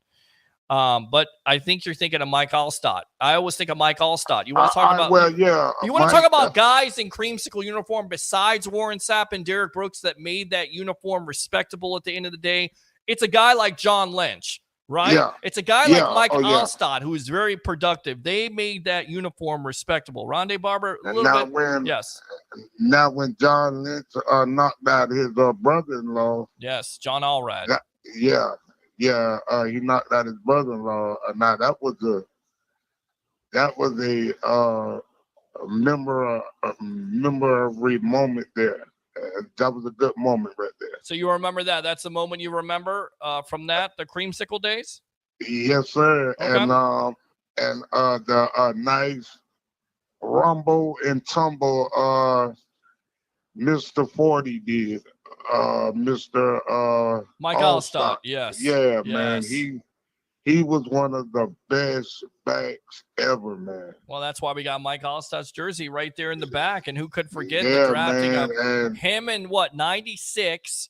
And then you also have you also have work done the very next year there. So and Mike Allstott was a second-round pick. You get Mike Allstott in the second round, you get work done in the first round, and they come to form WD-40, which is a great lineup. Mr. You know, and then also I remember when Mike used to pull trucks up the field for his training, man. Well, yes. That's when I really knew, you know what I'm saying, like Mike gonna really be a awesome back for us, man. Yeah. Because that brother carried a lot of people in the end zone with him. Could you imagine if he was a number one back in the NFL, say like for the Pittsburgh Steelers or for the aforementioned Chicago Bears? We may be talking about Mr. Allstott in the Hall of Fame at the end of the day, but because he got a chance to share carries with Dunn, shared carries with Michael Pittman at the end of the day, was never a featured back, but I think he could have been a featured back. And you look at the highlights at the end of the day, man, he was just something special. He really was. Yeah, but the one thing I want to say, man, that I'm glad of now. Yes. I'm glad number 20 got a chance to stand up with his brothers again, man. And you mean you're talking about Rondé Barber? Yes, sir. Making the Hall of Fame. I agree. Yes, man, because to me, he was one of the best, man. All right, so let me ask you this, and I'm just wondering here, Mr. Williams, what do you think of who should be in the Ring of Honor? And I kind of think, you know, now them coming out with the uniform there on October 15th, do they go back to the creamsicle days? Is it James Wilder for you? Is it Hardy Nickerson? Pewter Report, I'll give them credit. They mentioned Simeon Rice. Who would it be for you if it is that game for Ring of Honor? You going back to the creamsicle days there? All right. Well, like you said, Mr. Wilder, and yes, Simeon Rice do deserve to be there also. Hardy Nickerson? Yeah. No, Simeon Rice. Simeon Rice, okay. Yes. Simeon Rice and Mr. Wilder, they do deserve to be there. Okay. Because Simeon Rice was one of the great ends, man. That guy had a tomahawk chop that will surprise a quarterback. Yeah. Call up Donovan McNabb. Oh yeah. He'll tell you. Oh yeah. Yeah. Both going to high school together. You know, one being older than the other, and then one dominating. Yeah. And you needed Simeon Rice because at the time Simeon Rice was the missing piece. He was the missing piece of that defense. He made that defense even better than they already were. You know, not taking it away from Chidi Ahanotu. I remember Chidi Ahanotu. We talked about Steve White, but they went with Simeon Rice. That was the missing piece at the end of the day. Simeon had Simeon can switch, and he pretty much stood up half of the games, Yeah. you know, Right. and he still got round the corner. Right. He really still got round that corner and got to the quarterback. And yes, Mr. Wilder and Rice deserved it, but which one I think should go, I have to give it to James Wilder. I agree, and we'll see what the Bucs' decision is here in the next couple of weeks. I think they're going to announce it before training camp who is going to get into the Ring of Honor. We'll definitely keep you abreast of that. Man, kid, I like situation. that orange shirt you got on too, man. Thanks, you man. need to Bucs send Power me one in the TV. mail, man. We'll try to get on that, Mr. Williams. Buck Power TV. Definitely go there. You're a historian of the Bucs. You got a great historian in Paul Stewart who does a fantastic job. We also do the No Quarter Given podcast with yours truly and y'all need Jason to Powers. send me one of them orange shirts, man. All But right. I need one of them orange shirts that you got on. We'll work on it, my friend. Anything else here on the Evolution? Hey, man, we got, man, this kicker. Yeah. Come on now. You worried about it? You got Rodrigo Specs there, and then you also got McLaughlin. You're trying both kickers out. You worried about that? Yeah, man. Can I think, man, we got to call, what the guy name? I'm a man. Martin America. Then come on out of retirement, bro. I'm definitely working on trying to get him on, but I don't think he's going to come back to playing for the Bucs, my friend. Because, man,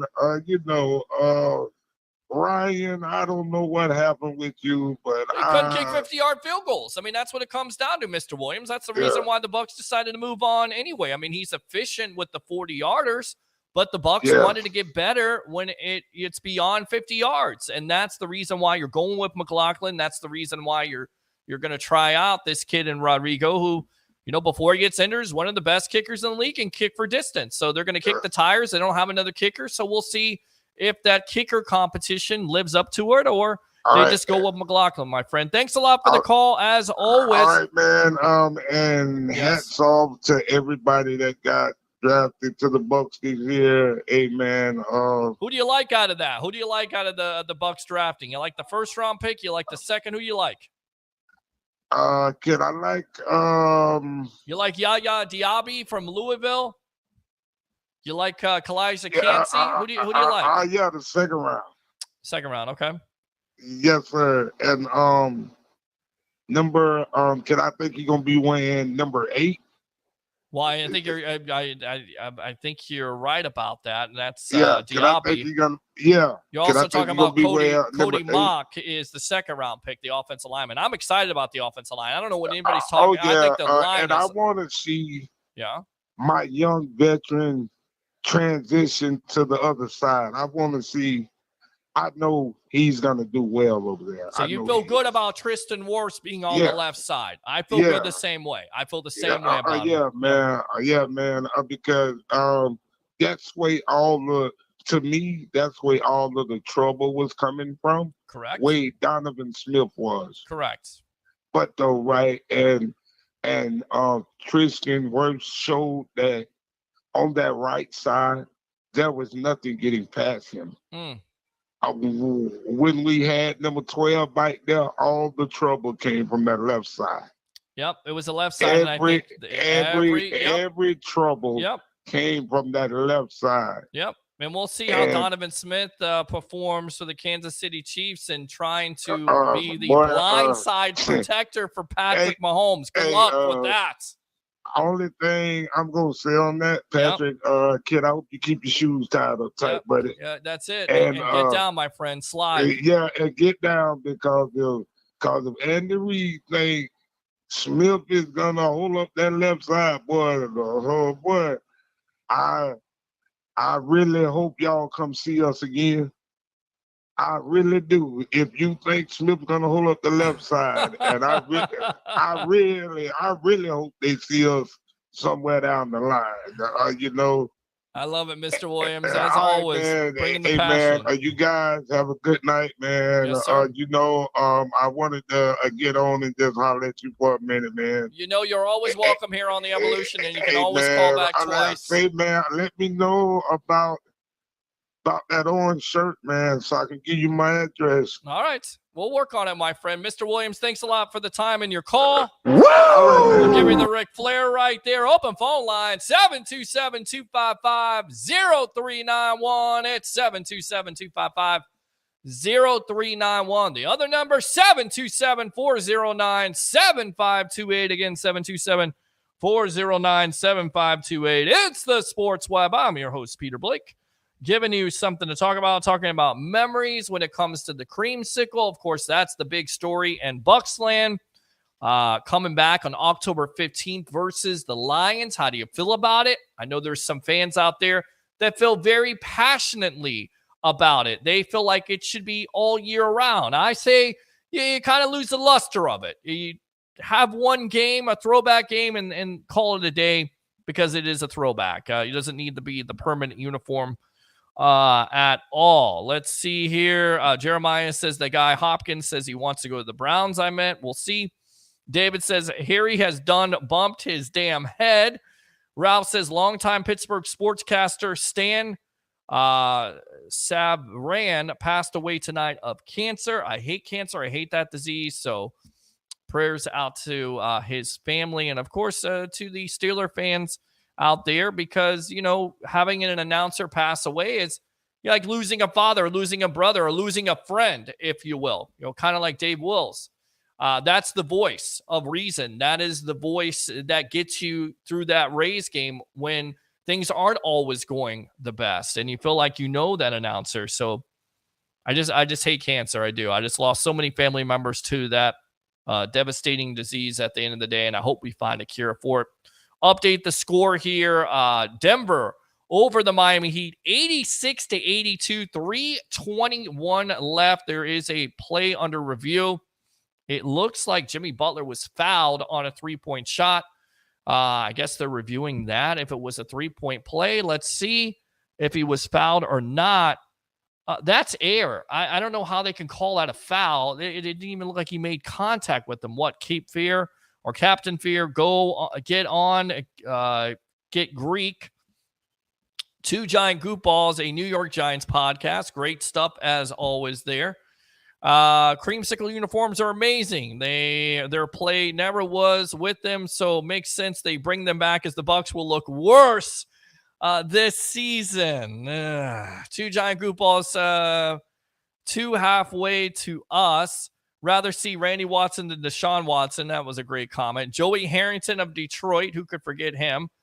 Texans still need to be punished for enabling him for so long. No coincidence that this all came out as soon as he wanted out. That is a fair assessment, and you're exactly right here. Good stuff. Yeah. Giant Goop Ball, we cut him. You're exactly right. Jeremiah says, what's the guy's name on the phone? That was Curtis and Mr. Williams. Aaron Gordon, I guess, pleading his case, and it looks like he's about to lose his case here, as it looks like the Heat will shoot 3 free throws with Jimmy Butler in a big situation at the end of the day. With Butler, first 3 quarters, 8 points. Now the fourth quarter, 6. So 14 for the night. Terrible shooting effort by Butler. And as I talked about, he needs more than just himself. He needs his team to step up. And he has an opportunity here.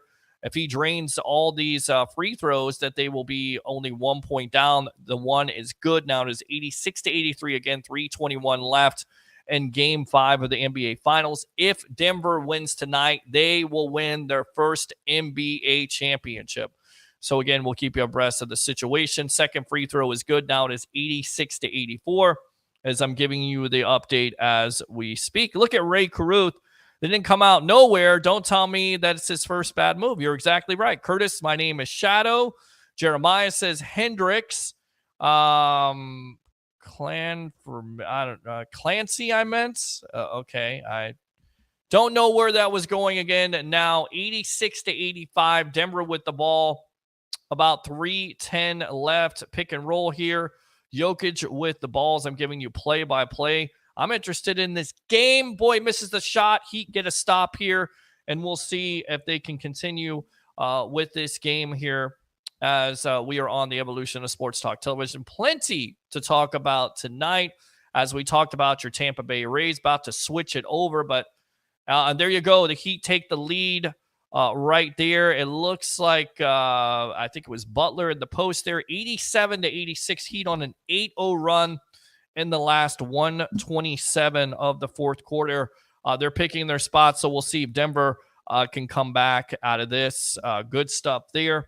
So once again, the questions for the night, and that's Denver again, back now up by 188-87 with 2:19 left. I think I'll keep it here until we know who's going to win game 5, because once again, if Denver wins, they win the whole shebang. They are the NBA champions. If the Heat win, they extend this series to, of course, game 6, and that's what a lot of Heat fans want to do right now. Rebound, missed shot. Jokic, what a block and a foul there. Butler going to the line once again to shoot 2, and that is what big-time, prime-time players do in those moments. They step up in those key parts of the games, especially a crucial part of the game tonight for the Miami Heat. So we talked about it. What's your favorite memory of the creamsicle? Somebody told me today they remember Vernon Turner with the punt return versus the Lions, who was a former Lion at the time, which was special. And I think, again, this is what the Bucs had to do. You had to embrace that old-time matchup there with the Lions for so many years, and the NFC Central playing them, one of their division rivals, and, of course, Barry Sanders and whomever was starting at quarterback, whether it was Rodney Peete or Scott Mitchell, guys like that for the Lions, and, of course, Herman Moore. As I'm trying to watch the game, Heat now up 89-88, 1:47 left. We'll see if Denver can win the series right now, but the Heat definitely need to stop if they want to survive. And it looks like a foul was on the Heat there, so it looks like Jokic is going to be going to the line. Let me go out to Jeremiah here. Kalijah Cansey. Probably spelt it wrong. Yes. So that's your favorite pick. I mean, first-round pick, defensive tackle from Pittsburgh. And it will be interesting to see, how they use him as a defensive tackle. Shot is no good. Rebound by the Nuggets. And now the Nuggets are up by 90-89 with 1:28 left in this game. Exciting stuff going on here with the NBA Finals in Game 5. You got to love it. Denver, of course, leads 3-1. So it is now or never for the Heat. Pass out 3. No good. Rebound Nuggets. And it's a kickball out of bounds. The Nuggets have the ball with 1:11 left with a 1-point lead. So we will keep it right here as I'm trying to produce the show. Of course, the Rays game right now on. Let me go ahead and get you an update on that, as I can't watch multiple TVs and try to produce at the same time. No score in the bottom of the 5th. Eflin pitching in that game. You've got about 59 seconds left. Nuggets up by 1. Pick and roll attempt by Murray. Throws out to Jokic here at the top of the line. Makes a move. Oh, my goodness. Oh, did he get rebound by the Heat? It looked like Jokic was going to score on that, and he did not. Heat got back the ball with 38 seconds left, down by 1.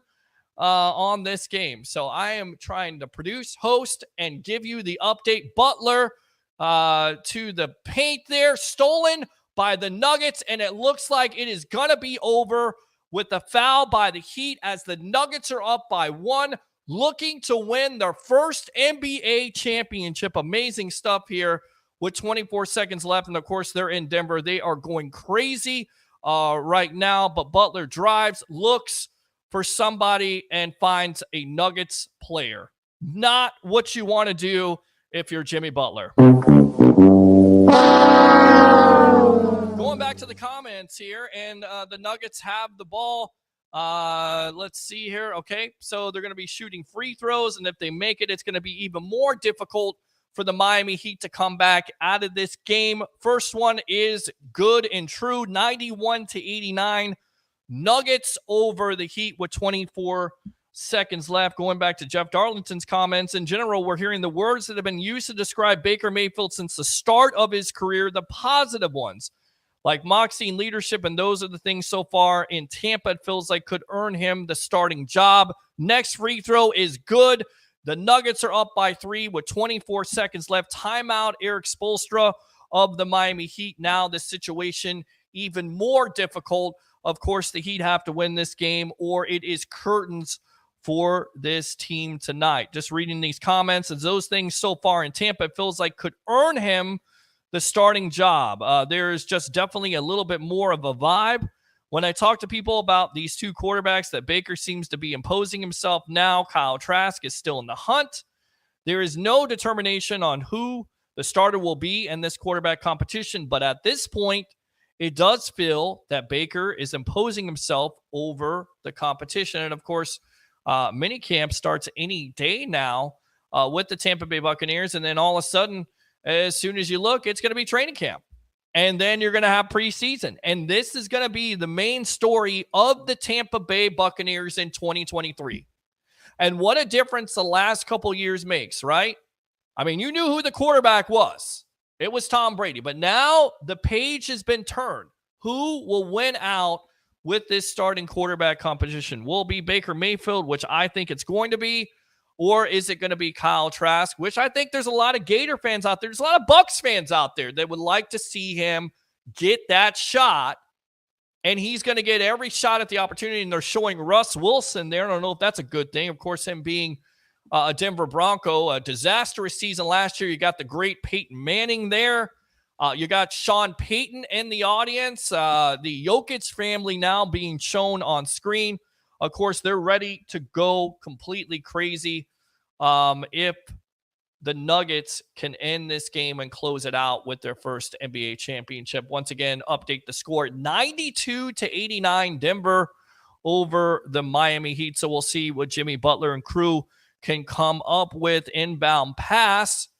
Looking for somebody at this point. Butler nearly turned it over again. 3 by Butler. It's no good. Rebound, Denver. And that looks like it is over with. It looks like the Denver Nuggets are going to be your NBA champion in 2023. A good run for the Miami Heat and Jimmy Butler. The shot was there, but contested. And give credit to where credit is due. Whether Jimmy Butler ran out of gas or that was that Nuggets stifling defense that said, you know what, let everybody else try to win you the game. Because in this series, Jimmy Butler has done everything he can. But in my opinion, he has just ran out of gas. At the end of the day, now it is 93-89 Denver over Miami. Let's go out to Jeremiah Trask as Tom Brady tutoring him. And again, a lot of Bucs fans will mention that. They will say, well, 2 years, Tom Brady, that gives you an advantage over everybody else. We shall see.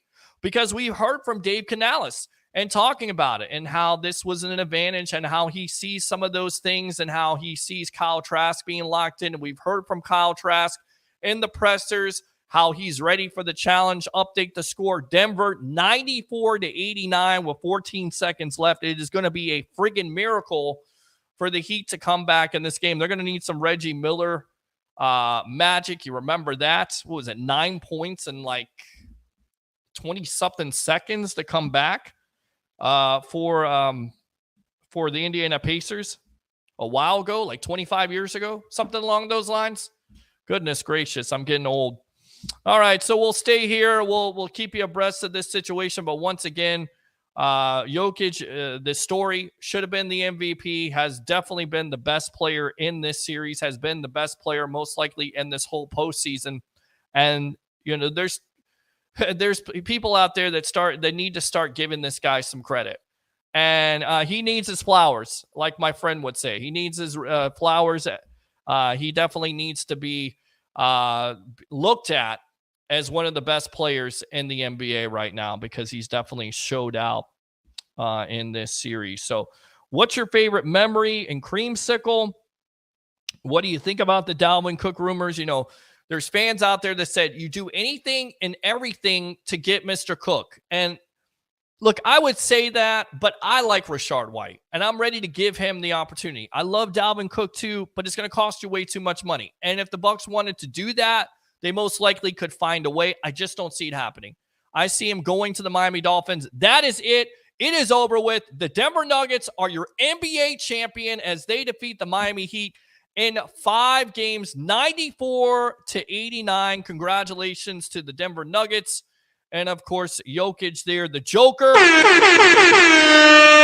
Why so serious? Winning the NBA final, again, to keep you abreast of the score there with the Tampa Bay Rays. Bottom of the 5th, no score between the A's and the Tampa Bay Rays. Say that 3 times. Jeremiah says, I'm Shadow. Remember me as that. We shall. Oh, yeah. Thanks a lot to all the guests for the night. We'll get out of here on that as the breaking news of the night. The Denver Nuggets are your NBA champion. If you listen to the show, you would know the real mayor of New York, Mr. Anthony Giuliani, said Nuggets in 5. You were correct. I believe Harry the Greek said Nuggets in 5. You were correct. Thanks to Mr. L. Bushman, Evan Bush of the Rays Rewind podcast. Say that 3 times. And, of course, here the professional handicapper extraordinaire of 1252 Chicago Sports.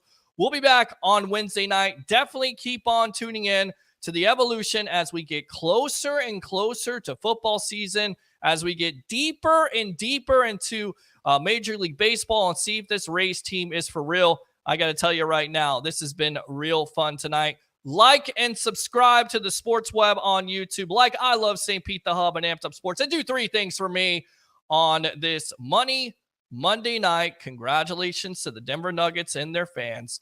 Bring your passion. Bring your excitement. Just don't bring any nonsense. I'm your host, Peter Blake, your Rolex reporter. What time is it? It's my time. And for the Tampa Bay sports fan and fans of the Sports Web, it's your time. See you on Wednesday night.